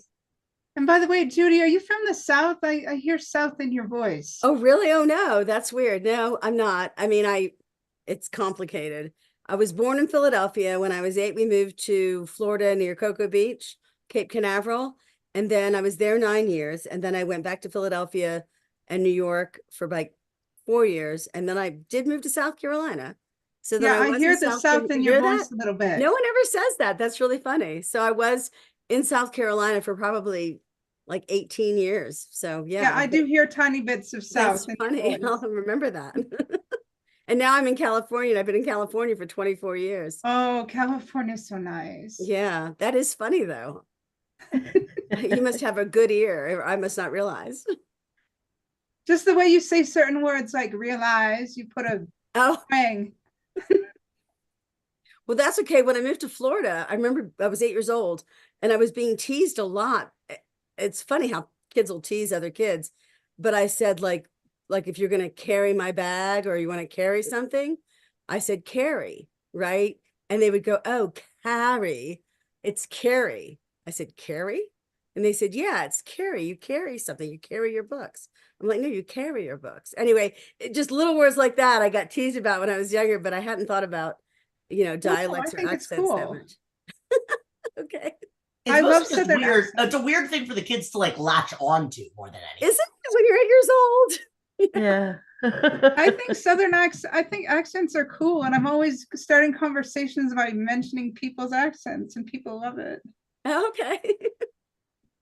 I do want to ask people about Kat's question about your favorite character in this book or movie.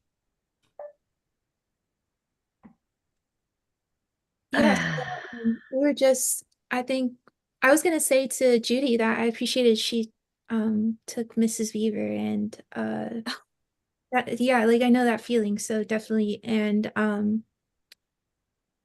yeah, I read the books. I was like a huge book nerd, so I absolutely loved it. And I was obviously raised Methodist Christian, but I'm agnostic, so I self-identify as agnostic, but I still really enjoy the story. And I think the movies were amazing, especially how the characters went. I think Susan, she got into the universe of like series of unfortunate things, and that took a really dark turn. So this Very is much so.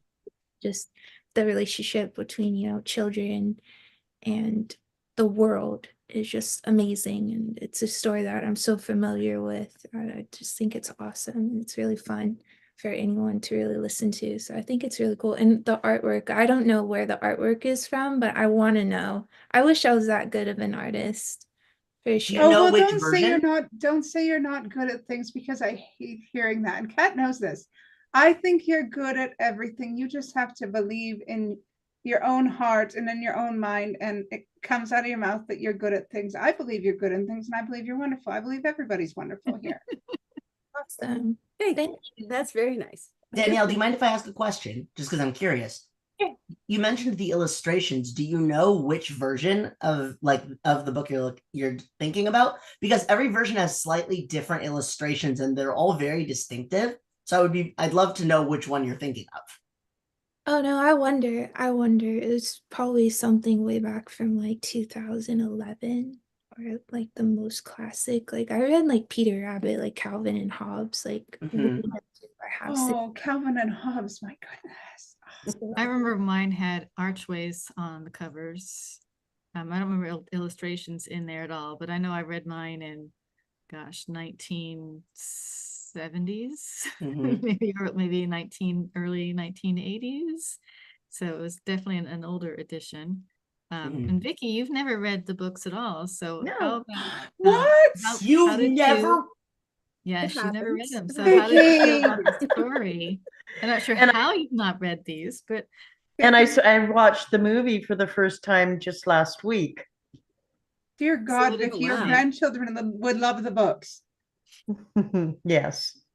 In terms of like just characters and stuff, like Lucy is actually one of my favorites because I think that so much of her story is just about the power of persistent faith and that believing in something doesn't mean a whole lot if you aren't ever tested on it, like in the sense of, do you continue believing in this even when it's hard, right? Or even when it's not popular?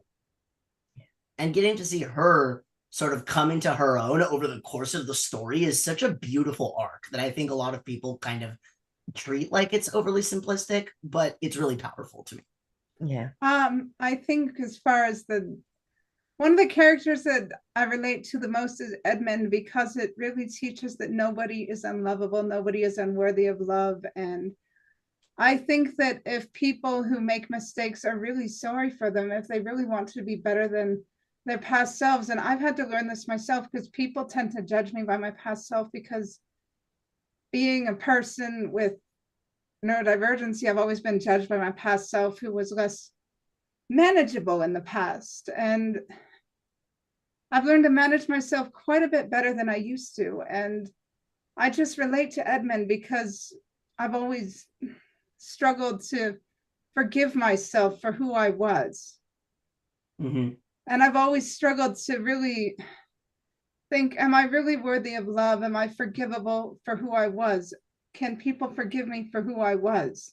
Mm-hmm. Can I forgive myself? And really, Edmund teaches that if people want to be forgiven for things they've done in the past, if people want to be better, if people want to be judged as worthy of love, as worthy of being seen as better than they were, they can be. Because Aslan forgave Edmund. Aslan redeemed Edmund. Aslan absolved Edmund from his past and said, yes, you can move on from your past self. You're wanting to do better, so you have the permission to see yourself as worthy of doing better and as worthy of being loved and lovable, and you're worthy to love yourself. And I've worked very hard to see myself that same way. And of all the characters in the movie and in the book, he's probably the one with the greatest change from beginning to end. I mean, most of the other characters Absolutely. Most are dynamic. fairly stable. I mean, the kids obviously grow up a little bit, but you know, most of the animals are the same. Aslan doesn't change much, and other than, you know, of course, dying and come back to life. But you know, he did die. but you know, Edmund's certainly got the greatest character arc change. Yes. Yeah. Judy, before you go, did you have a favorite character you wanted to share? Actually, it's already been mentioned kind of. I mean, my two favorite characters are Lucy and Aslan. And their dynamic is so cool. Yeah. Right? I agree. Huh? I agree. Oh, Those are my two favorite also, yeah. Oh, that's funny. Oh, Whereas actually, I have to go with Mr. Fox and Grinnebrick, I think, just because Grinnebrick's such a small character, but after listening to Vicky perform, I was like, oh my gosh. I was gonna say the whiplash of Vicky as being both Lucy and Ginnebrick was so intense. Yes, I tried to make them very different, and Thank yeah, goodness. It's just like it's like you have this beautiful, sweet baby angel, and suddenly the nastiest little man you've ever met. You know. I just want to highlight Vicky for a minute because she has the ability to carry out very intense characters. I remember when we did this table read last year of the script I wrote about my father, my biological father, getting diagnosed and dying of cancer. She portrayed my father in such an intense way that if I ever actually got this thing shot, I'd ask her to dress in drag and play the role for real. Honest to God, she was so good at it that I would ask her to do that, and I would hope she would accept, because she is so exceptional at at switching between roles and playing intense roles that I hope to God she gets some sort of reward for it someday. I hope so too. Thank you very much. All right, I have to go, but thank you guys. I say you guys because I'm from Philadelphia. See you next time. Bye. Nice meeting you. Now, Danielle, I saw meeting you were you going to too. say something earlier. Was there something you wanted to add to that particular loop of conversation? oh yeah, No, it's okay.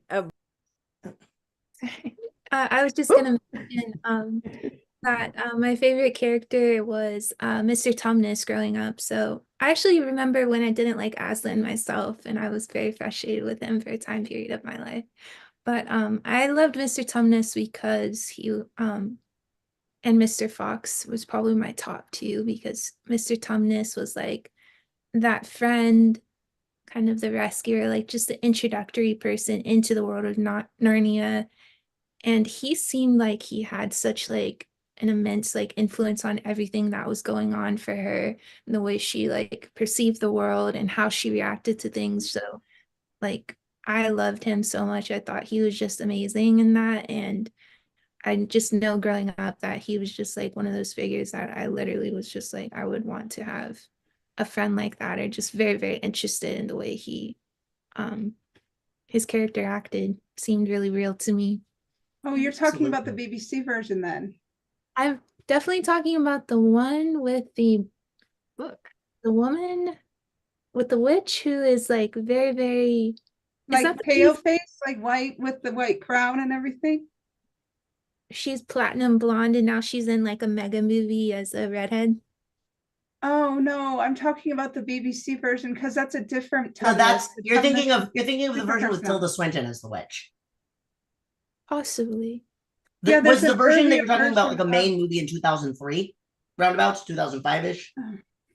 I'm thinking it's the one like with. There's an earlier version of Chronicles of Narnia with movies produced by BBC, and it was from the 90s, and there's also a version of Tumnus in that that's very personable. I think it was Jeffrey Perry, I believe.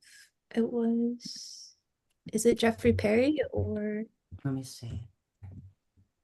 Looks like Ari might be looking it up. If you haven't seen that, I encourage you to go to your library, because it's probably still in the library, or your pawn shop, and find it, because it's very different from the one we've seen here. But it still tells the story in an effective way. So the 2005 version has, of all people, James McAvoy as Mr. Tumnus. Oh yeah, that's the one. That's what I was thinking of. So it was 2005. Yeah. Have we all seen that one? Is that the one? Is that BBC or is it? No, that's not BBC. Oh, no.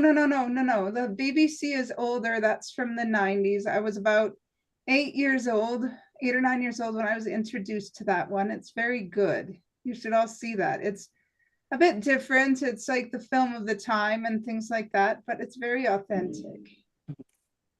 I will say, one of the things that I really love about Tumnus's arc specifically is that I feel like Tumnus and the beavers really are the sort of are the marker for those who didn't get it, that what's going on in Narnia is a parallel for what's going on in the human world with the war, right? Because like, was Tumnus a bad person for, potentially turning over, like be like, what? Yeah, it's like, would you do that in that situation if this is like the power that has been running your country? And you know that if you don't obey, like you are going down so hard and so bad. Yeah. And the fact that sometimes being brave, right, in the way that he is when he changes his mind, you don't get to be a big hero. Sometimes you're still scared out of your mind, but you're like, I know I have to do the right thing, even if I'm screaming on the inside the entire time of like, I'm going to get you out of here. They're going to get me afterwards. I know I'm toast, but at least I'll have done the right thing, Yeah. Yeah, but how many people have done that through history? Think about it. Exactly. Yeah. And Lucy, she won his heart, which is what warmed his heart up, which was what, we all should follow our heart. And his had been frozen because Narnia was frozen. So, her sweetness started the thawing of the whole country, but it started with Tumnus. Yeah. Yeah. Why with that creature in that environment and his lifestyle and everything, like he was reading books and it just seems super cool, and he's a charming actor, so as well. Mm-hmm. I think her whole desire to want to help because her father was away at war, her whole desire to want to help, her feeling of powerlessness and her desire to want to help is what opened Narnia, because Narnia only opens to men when it's in need, and it opened and stayed and continued to open because of her faith in it. Yeah. And I think that part of that too, right, is that when we think about the frozenness, right, most people, because of, the evil queen, assume that the frozenness is all about like hatred and violence. But I think that in many ways, it's also just about fear, right? And that there's a genuine fear of there is nothing we can do. We have no power or agency. So why try and go against the mold? And then Lucy shows up and she just treats him at face value. And even when she finds out that he betrayed her, she's mostly just scared for his safety. She's not even mad at him. And I think that breaking the script of what he thought was going to happen was what really gave him the space to realize I can make a different choice too. Oh, and this is something that I acknowledged it when I watched the movie, the parallel between Frozen and this. Elsa, she's the queen, she's the ice queen, and her palace, that's when it clicked with me, because you go into the Frozen palace and it's like, oh, this is very similar to Frozen. And my husband said, yes, dear, yes, think about it. My brain just said that Frozen is basically just what if the White Witch got therapy? Exactly. In Frozen, Elsa you know, she leaves her family and her country because she wants to save them. She doesn't want to hurt anyone. That's why she leaves. I was going to So- say, like, I think that saving them was a sort of a stretch goal that wasn't even in her mind at that point. At that point, I think she was just scared of hurting them. Right. Yeah, good point. Yeah. Did you know how the witch came to be anyway? Diggory in the first book Yes, rang the that whole bell. story. He rang the bell and woke the witch up after she and her sister fought, and Jadis spoke the deplorable word. Yeah. This is it's covered in the first book called The Magician's Nephew. And that's the book that sort of talks about the creation of Narnia and Narnia's sort of origin story. And Professor Kirk, right, who the kids were staying with, Yeah, and is then actually Diggory as an older man. and then Jadis followed the children to England and created a whole lot of chaos, and then Jadis followed the children into the New World. And But just to clarify, though, Magician's Nephew is actually written 5 years after The Lion, the Witch, and the yes, Wardrobe. like It takes place chronologically earlier, but we don't know yet, you know, like the wardrobe door being left open, you know, where the wardrobe, why there's even a wardrobe, and how that connects to Narnia. We won't find that out until later. So keeping back to this script, though, you know, some of you said you mostly read plays, and the versus television or film scripts. So this one's laid out very differently. It doesn't have acts and scenes like a play would have. You know, in our castles, we put them in there more carefully. But you know, it does have shots, although some scripts have a lot more in the terms of what the camera is doing. You know, it'll say pan in or zoom out or whatever. This one doesn't so much. Well, Kat, honestly, it does kind of. When I watched the VHS as a child, because I did watch VHS as a child, and I rented it from the library. They would come in the Chronicles of Narnia, Lion, Witch, and the Wardrobe would come in 2 VHSs, and it would cut off right as the children found the note in Mr. Tumnus's house, the first part.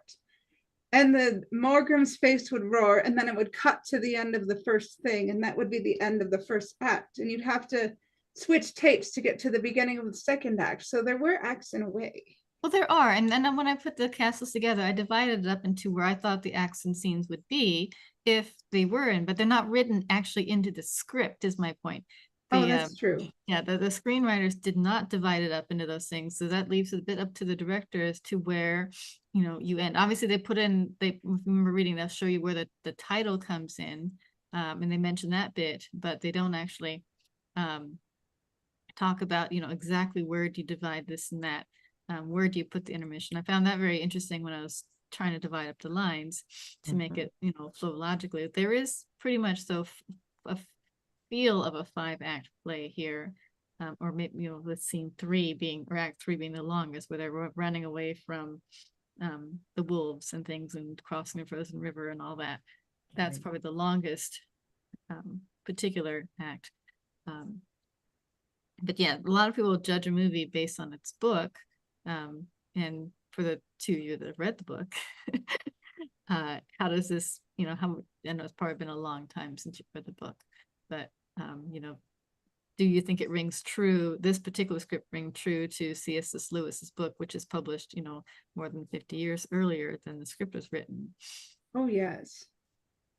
I'm gonna go on the other side of it. It's a little bit more goes way into like the action and the conflict really fast, so that the end of it becomes all conflict. And I feel like the book is a lot more narrative, and the focus on Aslan is way bigger in the book, I feel. So I think that this is like awesome, like 10 out of 10. But I also feel like it just goes into you know, quick. It's very quick. But it is. They have almost no dialogue in that battle scene at all, and there's very little even at the very end with character development that we've seen in the book that isn't here, because a lot of that doesn't translate well from novel to film. You know, you can just sit there talking in one spot, but that doesn't, you know, that doesn't film well. So I think you're right on that, Danielle. I think that's a really interesting way that people started especially adapting these into films. I think of Avatar a lot right now, and the pushback on Avatar after Avatar came out, and it kind of mirrored this style, like the Harry Potter universe, kind of jumping those like past chronological stories into the world verse. And something like this is not as mainstream as, something more creative in terms of the universe. But yeah, I definitely think it's something to learn from and expand on. And these conversations are really, really good for it. I feel so. I actually teach filmmaking and went to film school while studying acting. And then there's a church that I work with on the production team, and he just quoted C.S. Lewis. So I've been like literally trying to find C.S. Lewis anything for the past while. So this just to me is like, this seems very important right now. That is interesting. Yeah. It's called Discovery Church. It's a huge church up here in Northern California. So he's like, if you get your hands on C.S. Lewis and read it, like, you get a gold star basically. So I think that's really awesome. I'm not sure I've read C.S. Lewis much beyond the Chronicles of Narnia series. I've read all of those books, and I know he's written other things too. I just can't off the top of my head think of what those would be. But I love the fact that it's written in, the first book comes out in 1950, and it was still, the messages in it are still relevant enough that it made it, into a movie well worth watching. That got some audience too. And get the backing of it, because it takes a lot of money to make a movie. And being able to get off not just one, but even though the other two didn't do as well, the fact that they did make 3 movies in this particular series says a lot for the quality of the original books and standing the test. Actually, they made 4 in the BBC. They make 4, they made The Silver Chair in the BBC. Ah, okay. I missed that one. And it's very much worth watching. We gotta watch. You do. We should have a watch party. We should email. Yeah. Well, I had so many opportunities to cry. I'm quite exhausted. I know it's getting late, and I think I gotta feed the cats still too. They've been like growling at me for the last 2 hours. And I should probably eat supper. It's 11, but I've got to eat something. Yeah, me too. I had some cake. Healthy dinner. Oh, I like that thinking. Maybe ice cream. Yeah. Cake and ice cream. Is it your birthday or something? No. Well, darn it. I would have sung to you, and you know that. No, not till May. This is Theo. Aw. He's hungry. I'm gonna go feed Feed me. Yeah. All right. Well, hopefully we'll see you guys. The next one is actually next week, because this is the 5th Tuesday, and we're reading the first, 3rd, and 5th. So if you want to do Battlestar Galactica, sign up on the event page, and we'll get you cast, and then we'll probably put up a poll for the next one after that. Probably put up 5 or 6 things, because I have no idea what we're doing after that. We don't have our schedule yet. Yeah, we've picked a whole bunch of different movies and TV shows, mostly movies though, I think. But I think we have more movies than TV. But we need to shrink the list down because we've got too much for season. Well, maybe send me the list and I'll give you some thoughts, because I wasn't able to make the meeting. I'm sorry. Oh no, that's fine. I still have to type this list up, so if you want my thoughts, I'm happy to give them. Perfect. We'll do that. Okay. All right. Well, good night, all, and thank you all. So much fun. You guys are so much fun to listen to tonight. It was fun to some work sleep with and you get guys some rest, and we'll see you soon. Yes, it was fun to work with you guys again. Nice to meet you, Danielle. You as well. It's nice to meet you, Danielle. You're so beautiful and just lovely to be around. You're so sweet. What time is it for you right now? Almost 11. Wow. Yeah. It is 11. Awesome. Thanks for giving me some helpful tips before we got started too. I'm excited. All right. I'm working on a hairspray. It's just a musical theater production in Eastvale, so kind of Riverside County area. So wish me luck. Good luck. Oh, Break, you'll be amazing. break the Fascinating. leg. Excuse me. I gotta wash this face. Ah. Oh, Vicky, you're pretty no matter what you do, and you already know that, so I don't need to. Yes. I Yes, got 3 cats hours of over there. crying. All right, I'm gonna stop recording and say goodnight to all. Good night. Good night. And get off the wall. Like they're climbing the blinds. I gotta go. Oh, bye.